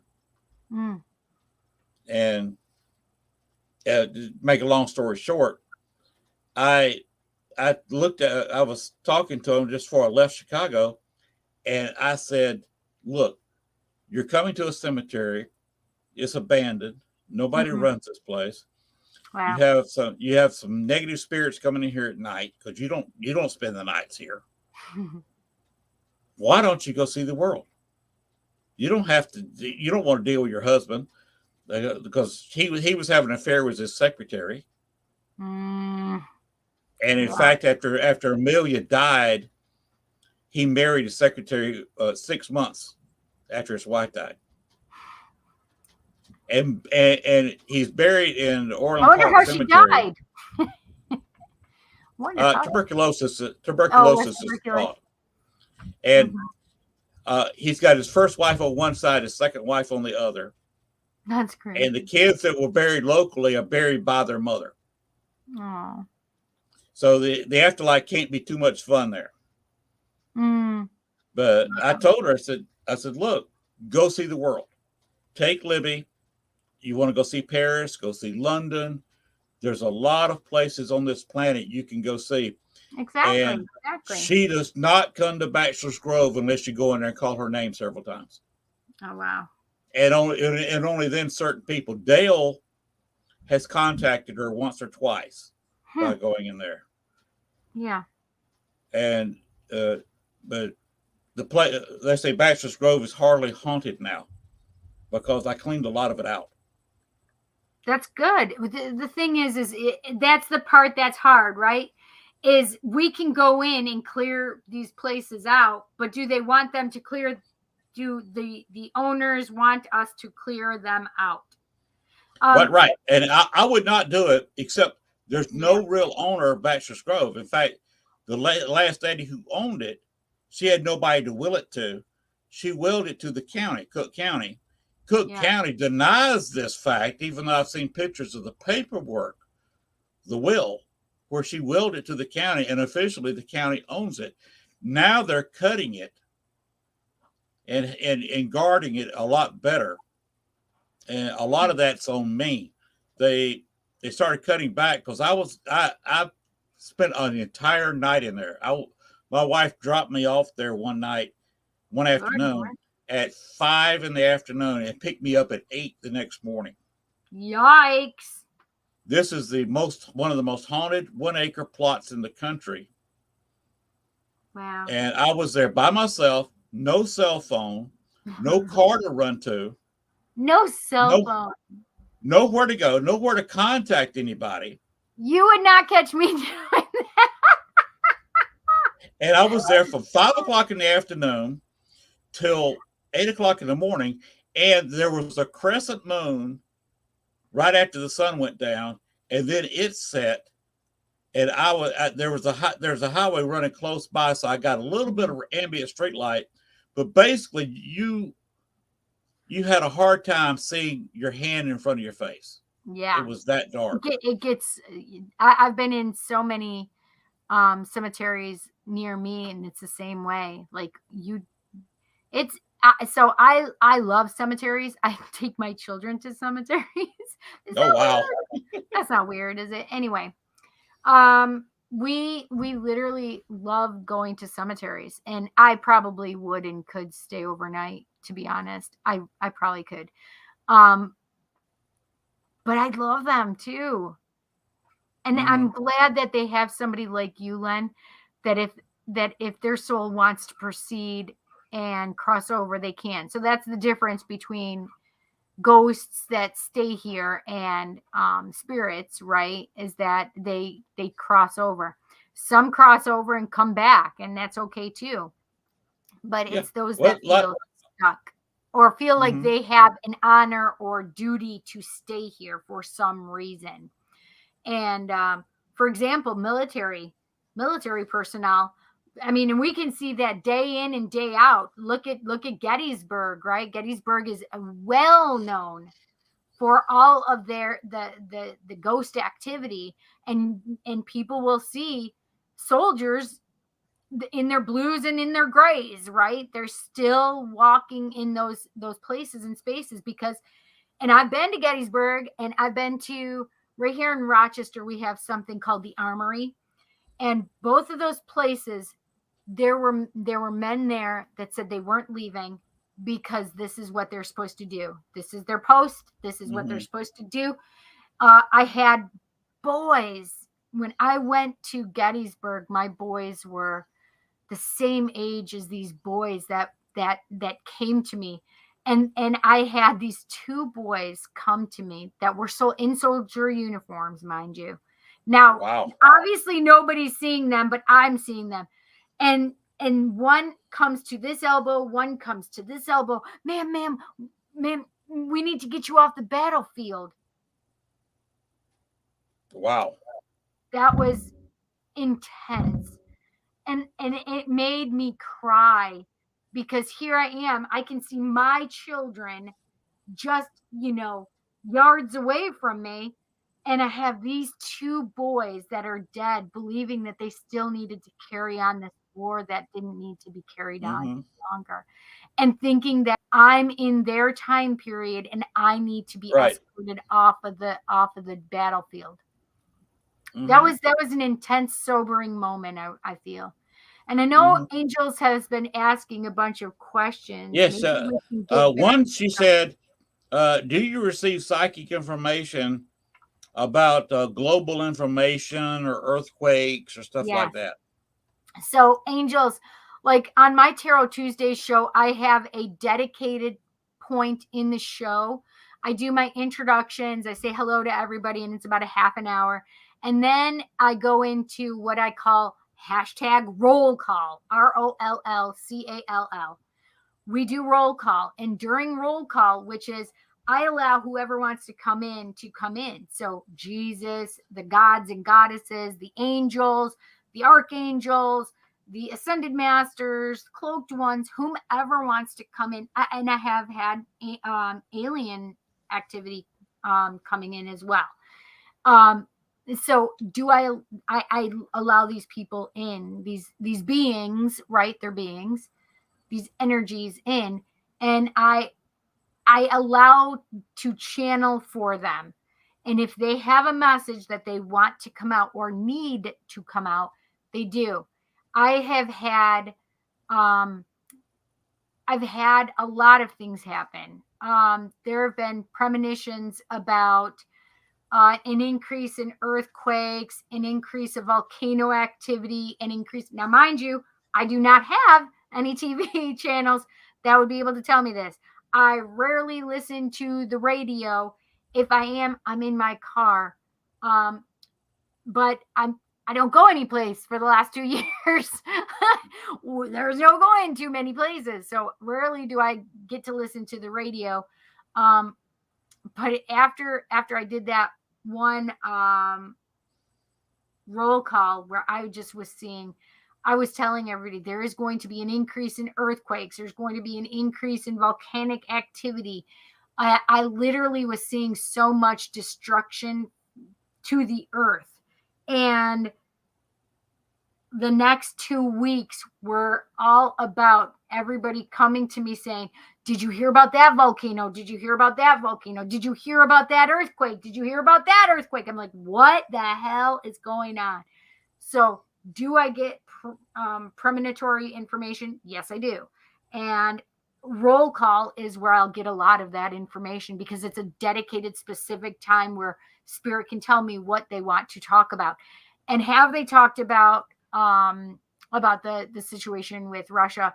They have. And not this Tuesday, but the Tuesday prior is where they were talking a lot about information and telling me to, and going right through me to you guys, to all of us, that Russia is being watched, not just by people here, but alien entities are watching Russia, watching Putin, to be more specific.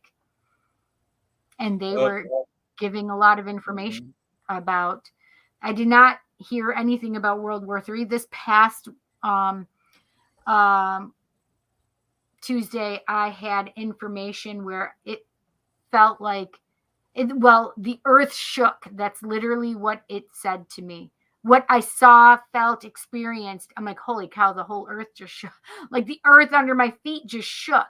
And it was not that it shook here at my house. It just was a premonitory thing where I literally was in that moment where it happened. So do I know what it is? No. Could it have been bombs? Sure.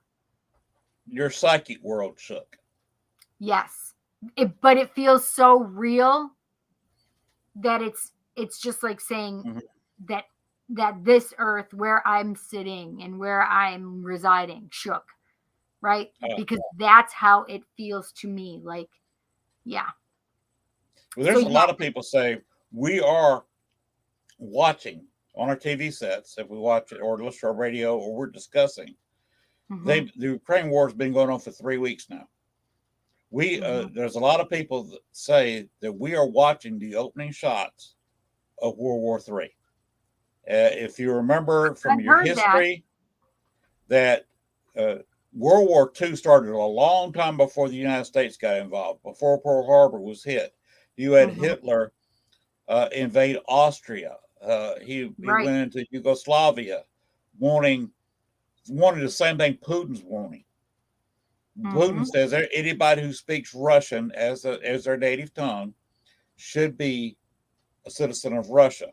And he's going in there trying to get the Russian speakers back under Russia. Yeah. He is not. Some people say, well, he's trying to reform the old Soviet Union. He is trying to be a czar. He wants the old school Russia back together, and which means taking part of Poland. They've already told me that's not going to happen, though. It better not happen because Biden's already said we'll defend every square inch of NATO, and Poland is a member of NATO. Yeah. So is Ukraine not part of NATO? No, Ukraine is not part of NATO.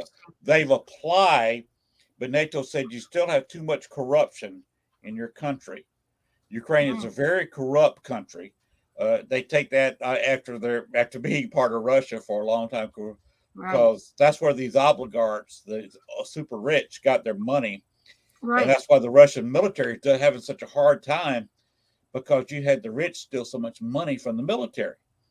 And Putin's just going crazy because he thought he had this strong military and didn't realize the oligarchs, the rich people, were spending all this money supposedly on the military, getting latest equipment, And what they were buying is trash equipment and stuffing a lot of money in their wallets. But that's good for us. Buying, It's good for the yes, world then. but buying, they're buying yachts and keeping mistresses.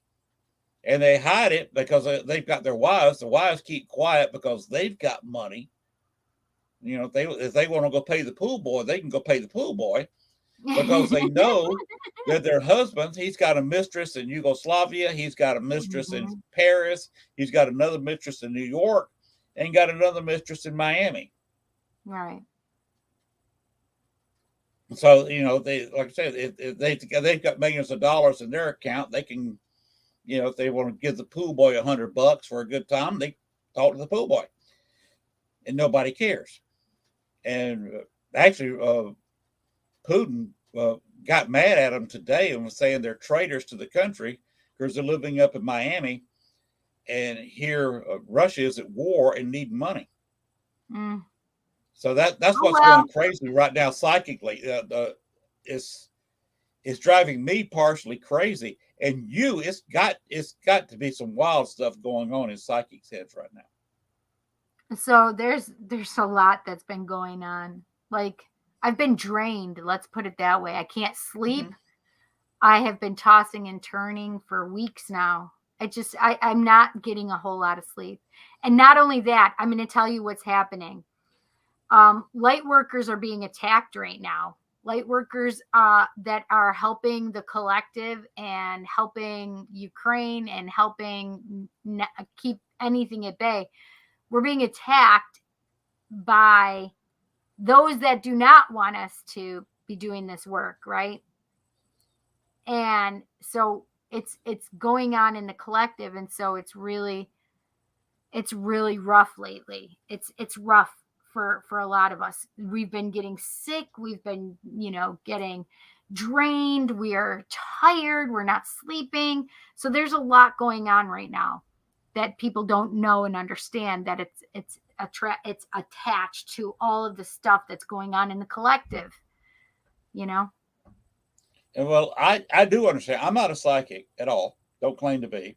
I believe everybody's psychic. I believe everybody is psychic. It's just, not everybody is like me, and thank goodness, right? Because it's not always an easy life. But I believe everybody is psychic. It doesn't always mean that it's like this big, great, amazing thing. Some people their psychic ability is just finding the perfect parking spot every single time. True. Right? Or there's people that that their gift is what is the word? Hang on. Protecting themselves and keeping other people who would not be good at bay. Right? Mm-hmm. So they have this automatic defense system for themselves. So I do that as I have to, if I'm being attacked, I've learned how just to throw up a brick wall. Perfect. Yes.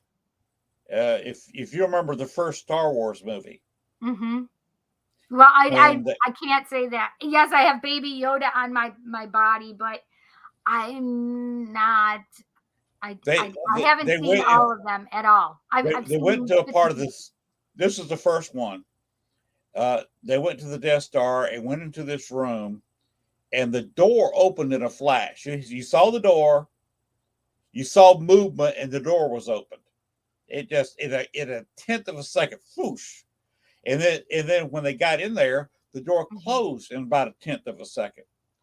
I've learned how to do that in my head. I'll try to open up as much as I can to try to make contact.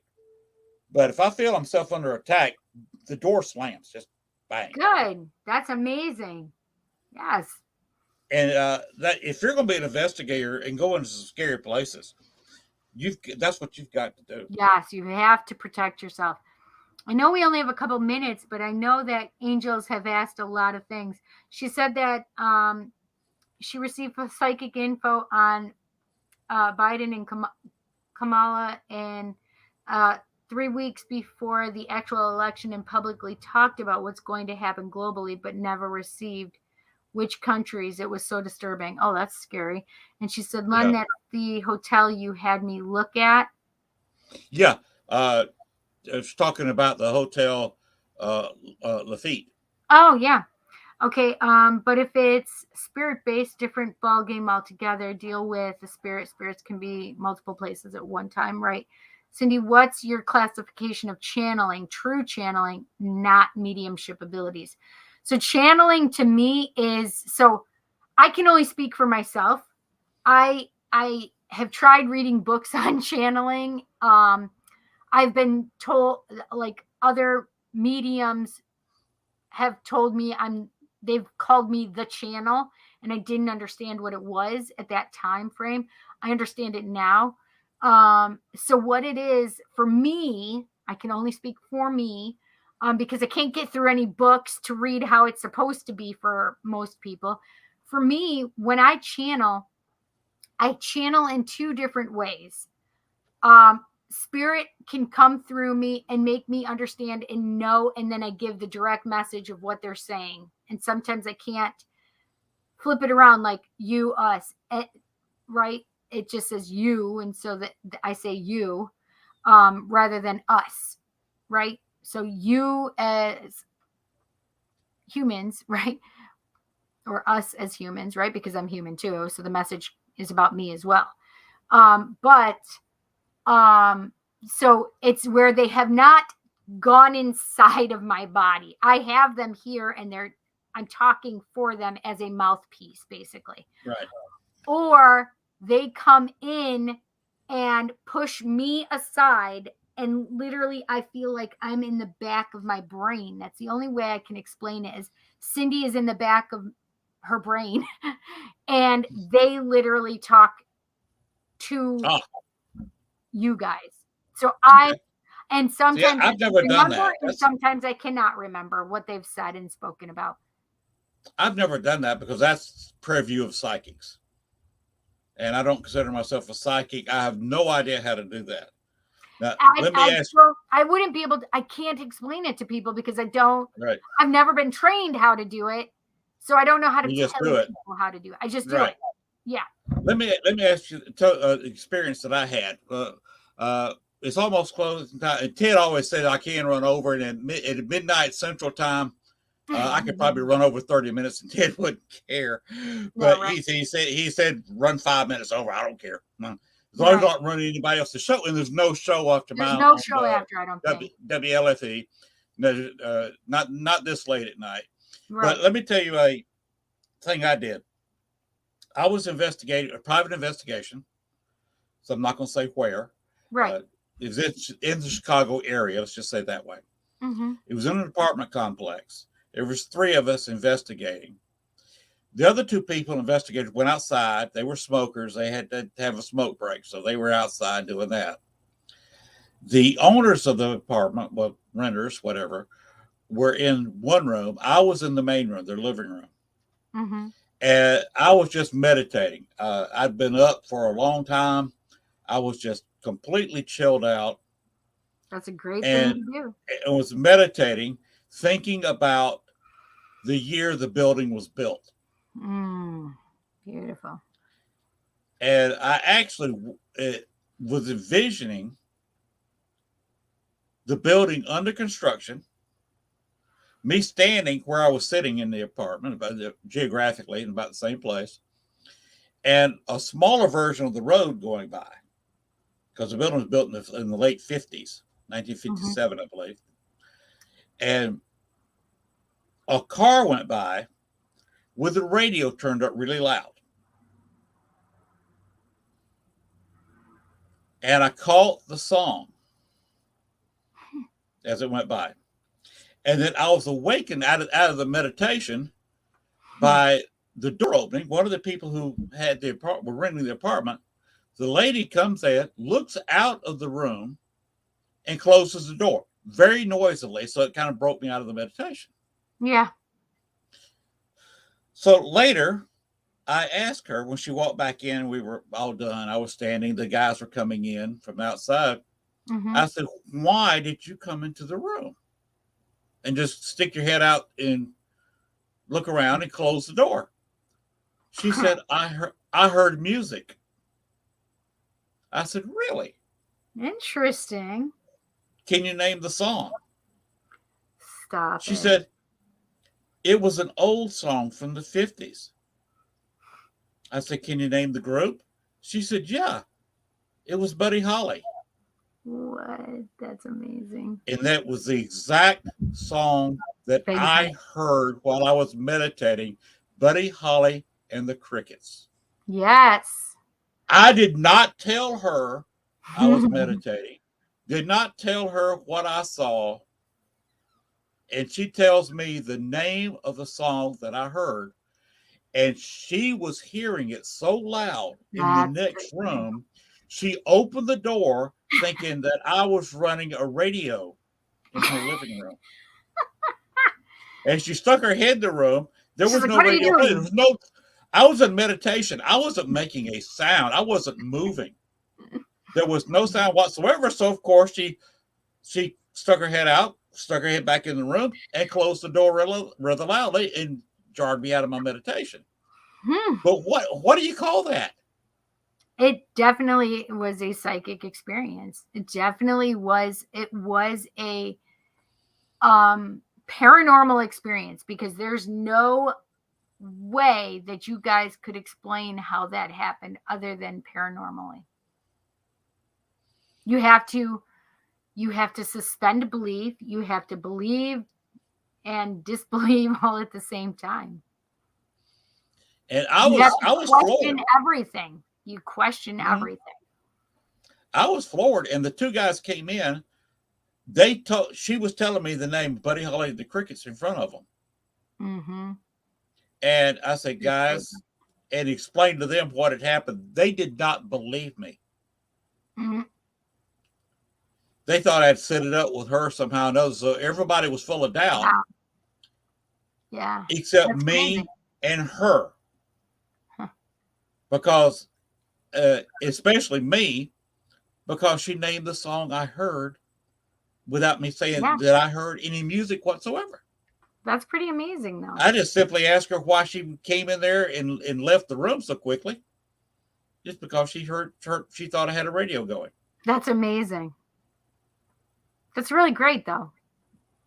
That was to me, that was one of the greatest paranormal experiences I've ever had. Yeah. Because more people could feel it, hear it, sense it, whatever, right? Yeah, it was confirmed by somebody else. That would be a really good piece. Oh shoot! I can hear that thunder. The lightning was only a couple of seconds before the thunder. That shook the house. Oh my gosh! It sounded like it was right there. That was so loud. Mm-hmm. Okay, so I want to go through these really quick, and then let's get off of this so you are not. Well, we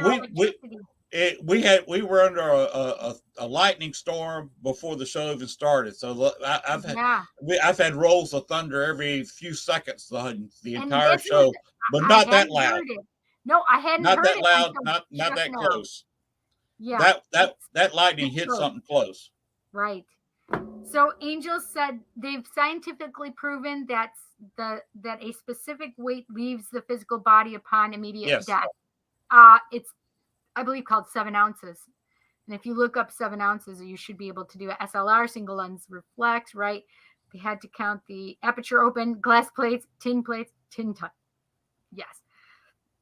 Must be getting tired. I keep making mistakes. Hold the aperture open and count, moving and touching the camera, the length of time. That's right, exactly. Yeah, agreed, Cindy, regarding ghost spirits. That's heartbreaking. Yes, correct. ETs, vast races are watching the situation. They are in ships hovering over specific areas of the globe, monitoring those two countries. He's trying to go after Alaska. It's ours. No worries. Ridiculous regarding him wanting Alaska. Yeah. He may want Alaska because he wants Alaska's oil, and he regrets them selling Alaska. And they sold Alaska to us very, very cheaply. Yes. And we pulled within a few decades, we pulled more gold out of Alaska than we paid for Alaska. And Yeah. now we pull more oil out daily than we paid for Alaska. Yeah. Now most of Alaskan oil goes to Japan and China because we don't have the refinery space on the West Coast, and it's not Interesting. worth. Well, the big tankers that come out of there can't go through the Panama Canal, so they would have to sail from Alaska all the way down the coast of North, Central, and South America, around the Horn, go all the way around South America, Right. go into the Gulf Coast to go into Houston area to be refined. Right. And it's not worth it. It's not worth that. Yeah. Makes sense though. So the oil is pulled out of there. We sell it to China and Japan, and we have to keep other countries. Most people don't realize they think we ought to keep every drop of United States oil in the United States, but the oil gets ridiculous because remember we're a capitalist country. Most of the world is capitalist, which means you have to pay for stuff. Stuff is privately owned, and the oil companies that have rights up there. Yeah. At least they've got the oil rights. That's their oil. And the president of the United States can't say, well, you're going to sell oil this much a barrel, or you're going to sell gasoline this much a gallon. He doesn't have that kind of power. Right. He doesn't. If you're going to charge for a psychic session or reading or card reading or whatever, Biden's not going to walk up to you and say, you're charging $20 for an aura reading or a card reading. Yeah. I think that's too much money. You're going to charge $5 from now on. Hell, I am. or we're going to press charges against you. You can't do that. It's a capitalist society. It's free market. Exactly. You get what you can get.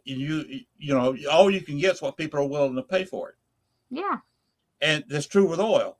And right now with airlines, after COVID, everybody flying, everybody driving. It's not just the United States that drives. You heard that? Was that more thunder? Yes. Holy cats, that was even louder than the last one. Yes. It's coming so close to you. Remember, I live in southeast Arkansas. No, that's still the same. That's still the same thunder.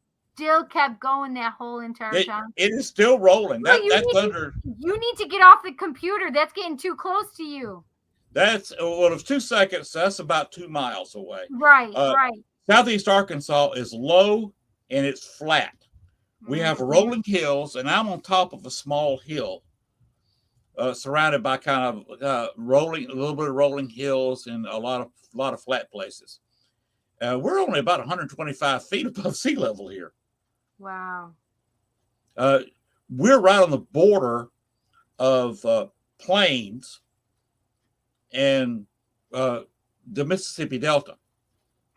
The bayou pretty well divides it, and I'm right on top of the bayou, which means I'm literally sitting on a fence between two different geological areas. Yikes! Yeah. And if you go north, good. If you go 30 or 40 miles north, you're going into another geological area, which makes a place where I live very interesting. Yeah, it also makes the thunder very loud because it doesn't have all the hills. Nothing there to stop the sound and stuff. Yeah, there's nothing that's there to stop the sound. So that one shook the house. The second one there, it lasted about 10 or 12 seconds. Was a single round of thunder. That's amazing. The internet, the power has not even flickered. The internet has not flickered. Over here, you'll see. You see the little thing right there with the flashing lights? Yes. Yep. That's my internet. Oh yeah. It's a new kind of system they've got now. Huh. It's not. We don't have cable out here, and it's either this or satellite. This operates. You see the two paddles. It operates a lot like a cell phone. Yeah. And they got the local company got a federal grant where the speed is a little bit faster than satellite dish, which is the only alternative here. Yeah. And satellite dish would only let you have so many hours and then they would drop your speed down to dial-up speed. Right. This system is it's infinity. You can just keep the internet on constantly. There's no extra charge, which is why I was able to do the show. That's why I had to wait so long to get a show. I've only had the system a few months. I got this system, and I started the show and hadn't even had this system really tested thoroughly yet. Wow. And they're still perfecting it, still getting a few little issues. Yeah. We had some issues with it. Start with, of course, new system, and they're still having speed up and slow downs, which is another reason that I moved the show to 10 o'clock local time. Right. Yes, I remember Teddy talking to us about that. Because from about 4 o'clock in the afternoon to about 10 o'clock at night, the internet was horribly slow because you got everybody and their brother locally that's got this new system on the internet. And I wanted to do a 10 o'clock show of one of the reasons. Of course, supper time was another thing. I wanted to be able to eat properly. But another was I got much faster internet at 10 or 11 o'clock at night. Exactly. Than I do it at 8, 9 o'clock. Exactly. It makes sense. And I've got the little notice up above where it says live and the time and how many people are in the show. Yeah. If I get slower internet, it would flash on there. How many bars I've got. It's got the little, internet logo with the different little curves. It would show on there that I would have nothing but a dot, no lines. Wow. Which is horribly slow internet. And I was getting where I was getting that about half the time during the show. And I said, I got to do something about that. And I realized that after 10 o'clock, I got a much faster signal. And since I moved to 10 o'clock, I don't see that little flash up on the screen at all. That's amazing. That's good. So it's just the system was being overloaded. Yeah. And this being a mostly agricultural area, most people who work go to bed 9, 10 o'clock. And most of you school kids, they catch buses and have to ride a bus for a while. Right. Or are in bed at 9 or 10 o'clock, same time as their parents. So at 10 o'clock, I'm on the internet by myself. Exactly. Everyone's gone. Everybody else in bed. So I can sit here and have my fast internet. That's why I stay up. Nice thing I'm a paranormal investigator. Used to staying up all night. I can now, play games, watch YouTube videos, and do a lot faster at night. Or if I want to upload a video or download a video or a TV show, whatever, because got smart TVs connected wirelessly. Yeah. And by the way, this is a wireless connection. I do not have the correct plug on this laptop. Right. To plug in. You probably only have a USB, right? Yes, and this is not a USB connection. The device you need then, because this is for your Ethernet connection. That's what I need. But you have this because my computer I didn't need have that. it either. This is gonna. You got to find this little device. I need to get that. But the problem is there's only on the back of that little box is only one place you can plug in. What? Only one. So the wife computer desktop is old and can't pick up wireless. My desktop picks up wireless from the next room. You need to just get a splitter then. I need to get a splitter. Yep, get a splitter and then it'll split it, and then you'll have one for yours and one for hers. And wait, are you guys impressed that I know this stuff? I want you to. Yes, we are. I know my electronic stuff. Yes, you need a splitter. So you just split it from the back of the modem to and then you'll be able to plug into both of them, and then you'll be able to do it. Yeah, and all I need is about a 6-foot cable because it's right here beside me. I can almost reach out and touch it. That's amazing. Where I sit here. Because my studio is set up in our extra bedroom. That's fantastic. You're so lucky. I'm in the corner of my dining room. Wow. But so all you have to do is when you're trying to find one of these is Ethernet to USB. Ethernet to USB cable, and that's it. But And then just get me a short 8-10 foot cable. yes. I have mine And because mine is over in my other room. So I need like a 20-foot cable. So I think it's 20 or 25-foot cable that I have to run from the 3 rooms, between the 3 rooms. mhm. My computer room, that's what I call it, computer room, to my living room and to my dining room.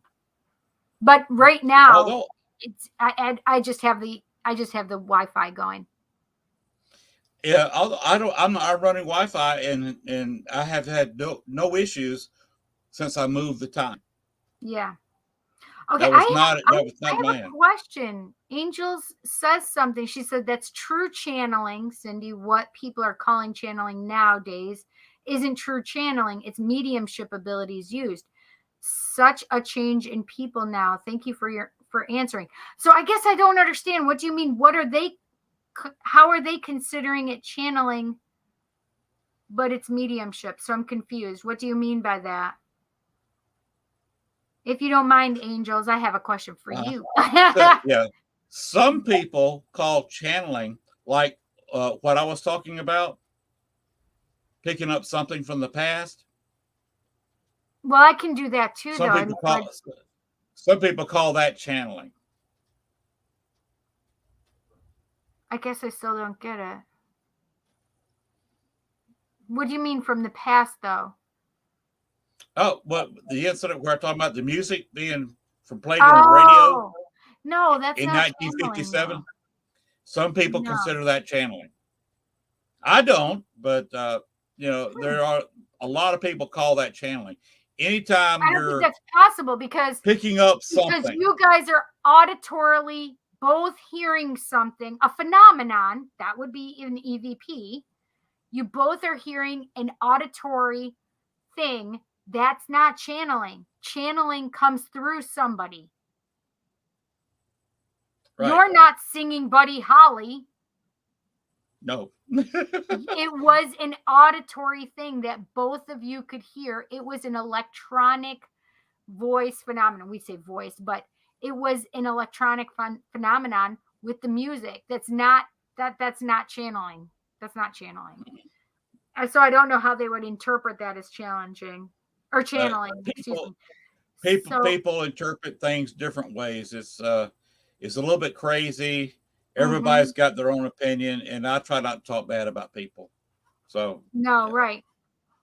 As an abductee and being on real ET ships, their ship doors open, disappear, and you walk through, and they close the door, melts into the wall. Just not like, yeah, that's crazy. There's a lot of stuff. But yes, I can't talk to the aliens. I've never had an alien experience. The only thing I know about aliens is from the movie Paul. I don't know if I know that movie. I'm gonna have to look it up now.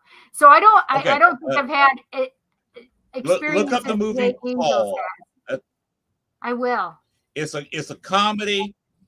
It's hilarious. Oh, it's new, isn't it? It's new. It's with oh gosh, I know who it is. Paul is several years old now. Paul is really? several years old now.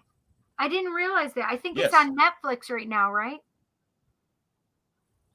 I think you can pick it up on Netflix. Occasionally, it's shown on the various movie channels. Huh? I'm gonna have to look it up. It does involve a woman with 3 boobs. That's fantastic. And I've always said that if I'm going to be abducted, have the really good looking female aliens with 3 boobs abduct me. That's fantastic. Right.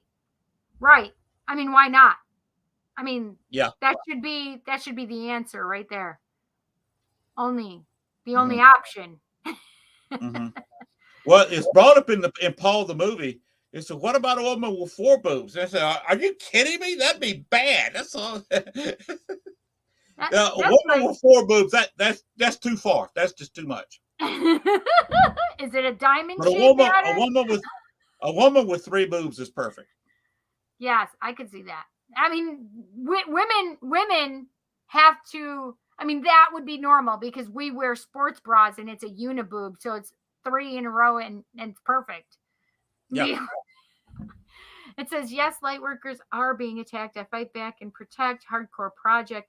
Cindy, have you been ripped out of your body astrally while you sleep to deal with psychic emergencies across the globe? The only thing that I can, I've shape shifted, but the only thing that would be very similar to that would be when the goddess Hecate took me out of my body and I went to areas all around the earth where she said that we as humans have destroyed her earth. And she took me to all of these places, and it was so devastating, the places she took me to, war-torn places and famine and just all of these like just get you in the heart chakra places. So it wasn't necessarily emergencies like that across the globe, but it was Hecate bringing to my attention that we really needed to pay attention to the earth because we had decimated so much because of our antics. And one of the things that happened two Tuesdays ago, not this past Tuesday, but the Tuesday prior, was Hecate was here and she was literally crying and talking about, here we are doing the same thing again. Humans are destructive. We are destroying our earth. And that's Putin that she's talking about. And it was really terrifying, really upsetting. Okay. Talking about that, look up a few years ago when Sarajevo was destroyed. Oh yeah. When Russia invaded that country, what he did, he surrounded the city with artillery and just destroyed the city by firing the artillery. Up to 300 shells a day hitting inside the city. It's crazy. And that's what he may do to Kyiv, the capital of right. So that's the Russian. That's how they operate, and that's probably what they're going to do with their major cities. It's just surround them with artillery and just fire until they agree to go back under Russian rule, which they say they will not do. Right. And because the president of Ukraine really has tried to get away from who was in power prior to, which was Putin's dude. He had that dude in his pocket. And so then they got this new guy in, and Putin doesn't like that he's not subservient and trying to suck his D. Yeah. Well, even the old guy has come on TV and has talked about being independent from Russia. He does not want to go back under Russian rule. Right. No. Putin has got a little bit of stick up his butt. He's become Putin. He's turned arrogant, and he's not listening to anybody. He's killed a lot of people, a lot of his advisors. Did you hear the fact that you don't watch the news? Mm-mm. 2 of his security advisors, he put under house arrest yesterday. What? Yeah, 2 of his closest security advisors, he put them under house arrest because the war is going so badly. This is the thing is the aliens probably won't have to take Putin out. Putin's people are going to take Putin out. Yeah. Have you ever heard of Lindsey Graham? Yes. Yep. He has said on at least 2 different occasions and called for the assassination of Putin by Russian citizens.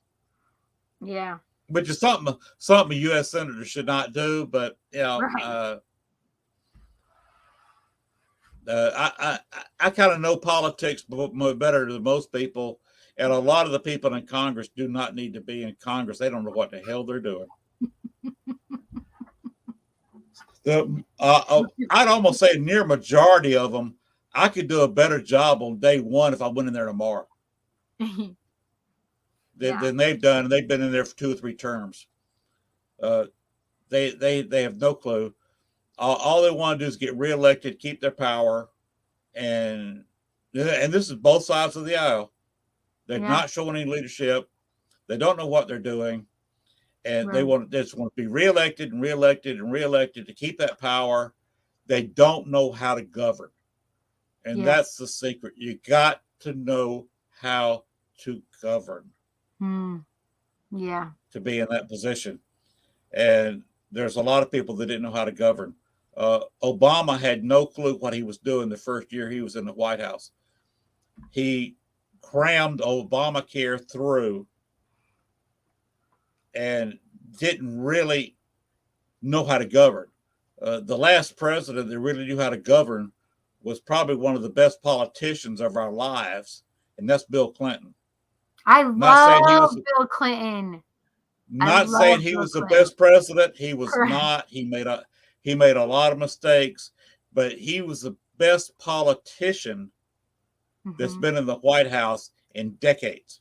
Yeah, he was a really good, but it wasn't. He was likable too, and we hadn't had one like him since JFK, right? I mean, yes. To be a politician, you've got to be able to kiss babies and steal their candy at the same time. That's a politician. I'm being serious. I'm being serious. Definition. That is you are absolutely right, though. That's absolutely right. That's being a politician. You're right. Because what do? They try to suck up. They kiss our babies. They shake our hands. They pat us on the back when they need our votes, and then they take all the tax money out of our wallets. And they steal as much of it as they can. Yeah.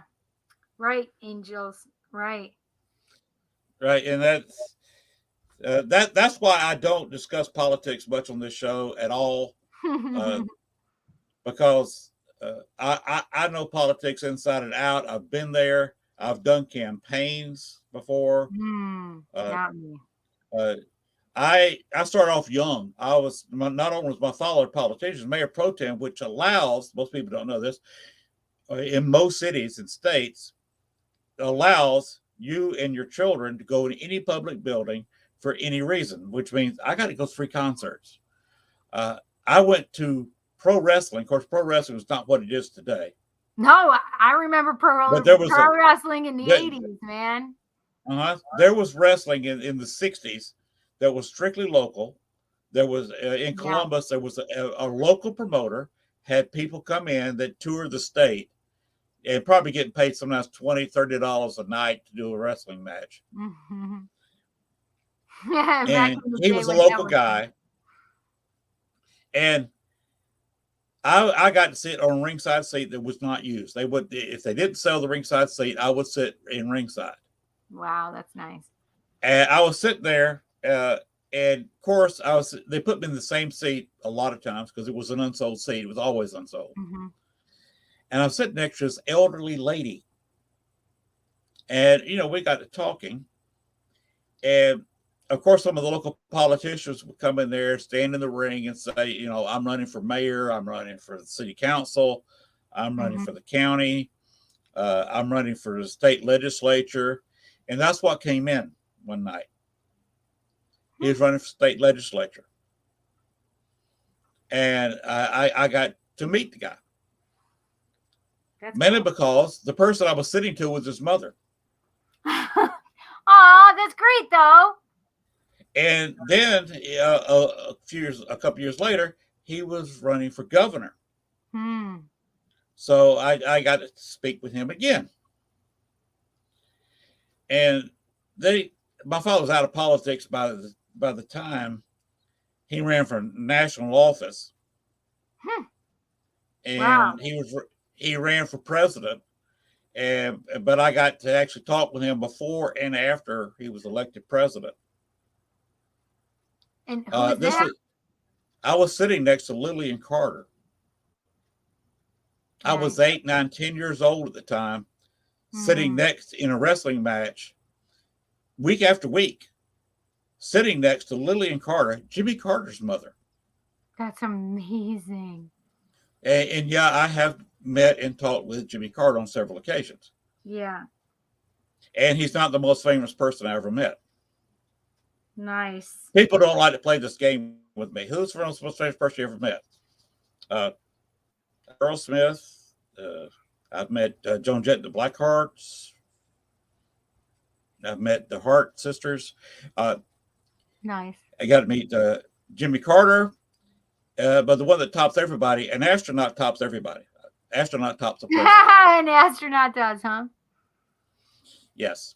I got to sit there and talk with, publicly and privately, to Pete Conrad. And it was like, oh, okay, who's Pete Conrad? He was an astronaut. Oh, you got to talk to an astronaut. Yes. That's cool.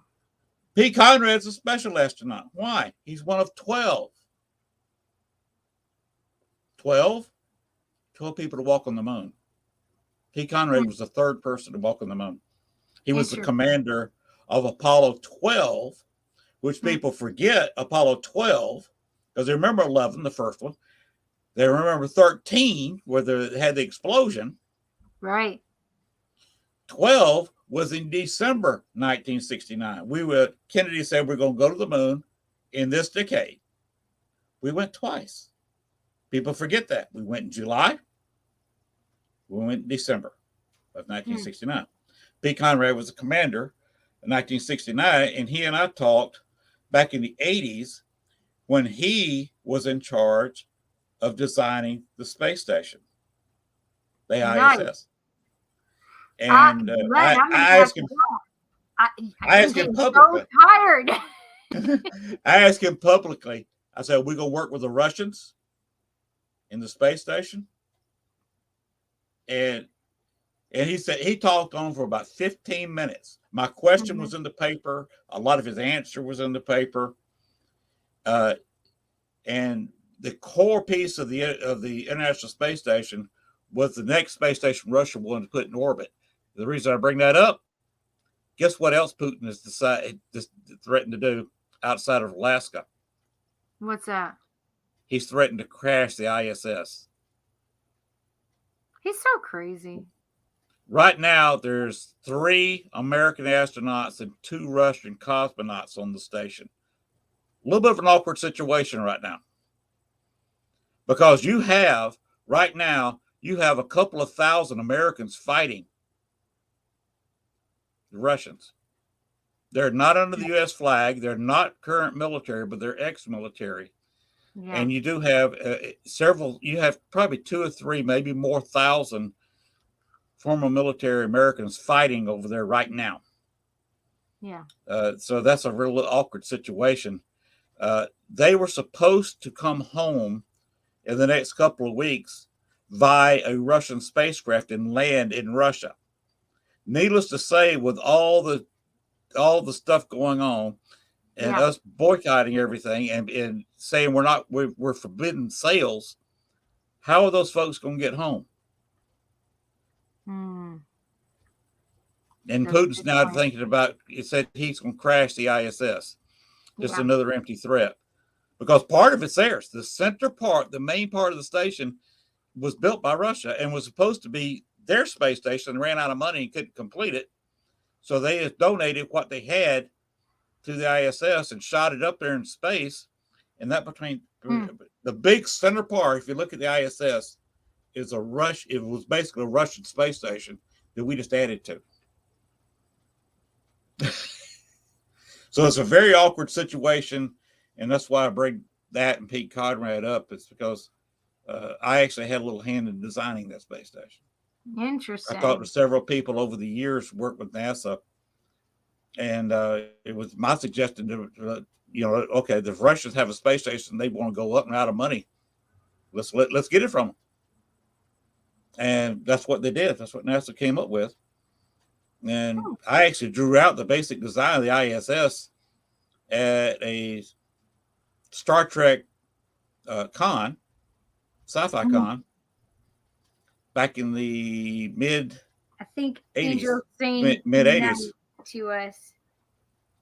She said, all right, she's saying good night. Listening to you too. Thank you both. Thank you. Thanks for coming in and hanging out, angels. Angels are alive. And she's a sweet person, Mm-hmm. and I'm glad she came in tonight. But I think me and you both need to go get off. You need to go to bed. Take care of yourself. I know. I do need to. I had a rough day today, so I need to go to sleep. I'm losing my voice, so I need to finish up doing what I've been doing. I need to finish up this bottle of rum. There you go. You enjoy it. And I still got a little bit left in the bottle, not a whole lot. I mean, where is it? There it is. See, I've only got about that much. That's not too much. That's not too much. Couple, maybe 3 shots, but this is good stuff. Look them up. It's very interesting, the history of their company. And yeah, of course, New Orleans is one of the most haunted cities in the world. It is. I want to go to New Orleans so bad. Oh, I'm going to go one of these days. The wife even wants to go back. I took her. I visited New Orleans 3 times in the early 80s and once in the latter 80s. And then I've taken her 3 times since we've been living down here in Arkansas to New Orleans. And I got to investigate the Andrew Jackson Hotel, very haunted place. And I've also investigated slave quarters down there. Wow. I've also I fired up EchoVox. And it's a ghost box app. That's what I thought. Yeah, I'm like, yeah. And it uses basically the same thing as a ghost box. And a lot of people got some good results. And I've gotten a lot of complete sentences. Mm-hmm. One of which was outside Baxter's Grove in the main where people were living behind the cemetery. Mm-hmm. In the same area, but way outside the cemetery. I had a man and woman's voice come on there. She's wearing a hat, a blonde hat. And a girl's voice come on and said, What? What do you say? She's wearing a blonde hat. And then both of them laughing, and then they were gone. The girl I was with, she was a ghostwriter. Now she would do the ghost. Another thing of we did not go into that for psychics, where she would kind of go into a trance and write. That's not her handwriting. Oh yeah, automatic writing. Mm-hmm, automatic writing. Yeah. She did that, but she also liked to wear. She's a mixed race, so she had very, very, very short kinky hair. Mm-hmm. So she's half white, half black, and she was in the habit of wearing a long blonde wig. And back when Baxter's Grove was occupied, the word wig had not come out yet. Right. They called anything you put on your head a hat. Right. And this person was saying she was wearing a blonde hat and laughing at her wig. Mm. And people doubt EchoVox or Ghostbox or things like that when you just get words. Yeah. I got a couple of complete sentences right there. Clear as day. Interesting. And that was amazing when you start getting several words in a row in the same voice. I have got to go. I can't. You're gone. It's 1:40 in the morning for me, my friend. We have run 40 minutes over our time. We have run. The show's been on for 2 hours, 38 minutes. Yeah. Again, but Ted's not going to scream at us. Thank you for having me. I appreciate it, Len. I appreciate you being here. We'll have to do this again because we are having fun. I've got Kimmy Wells saying, "Hey, Len. Hey, y'all. Hey, how are you? We're just about to get off of here." Kimmy is a great person. She's coming a little bit late. Yeah, we're just about to get out of here, Kimmy. Girl. I haven't had much sleep today, so I need to go and crash out right now. And my voice is shot, so I need to go play a game or watch a movie or something. There you go. I'm wide awake, but the voice is gone. Cindy, it's been a pleasure. Yes, Glenn, I'm thank you glad so you filled much. in. I was having trouble getting people for tonight, and I wanted a woman, and you stepped forward and provided that for me. So thank you very much. Well, thank you for inviting me. I appreciate it. And it's been a lot of fun. It's been great having female guests during Women's History Month, and that'll continue next week when I have the two women from Paranormally Blonde. They have their own shows. Are you familiar with them? No. They have their own investigative team, and they have their own show. So look them up. Look them up on Paranormally Blonde. Look them up on Facebook. They're also on YouTube, and they are two exciting, fun women. And I think it's going to be a lot of fun talking with them. Yes. And I did not ask you the questions I asked some of my guests. Oh yeah. Yeah, I haven't asked the women because some of the questions are designed more for male guests. But one more question, and we'll go ahead and call it quits. Okay, what's that? Which do you find sexier on your man, boxers or briefs? Boxer briefs, actually. That's my most common answer. It is from guys and women. Really? They're saying the boxer briefs, and of course that's what I wear. I like the 100% cotton boxer briefs. Yeah, the boxer briefs. I love them because they're not like you remember the old the briefs where it's like tighty whities, and it's not like the all loosey goosey of the boxer. It's like a perfect form, and if your man has nice legs, it just hugs everything perfectly. So it looks more like a shorts. Yeah. So I played baseball. I was 37, so I got decent legs. There you go. Perfect. In fact, I've had women be envious of my calves. Listen, you got to have some good calves. That's all there is to it. Mm-hmm. Well, you enjoy your night. It's great, Cindy. Go to bed. Yes. You take care, Len. Thanks so much. Bye, guys. Bye-bye. I appreciate you. All right. We're going to end the show. Kimmy, you came in a little bit late, but I got to sign off. My voice is gone.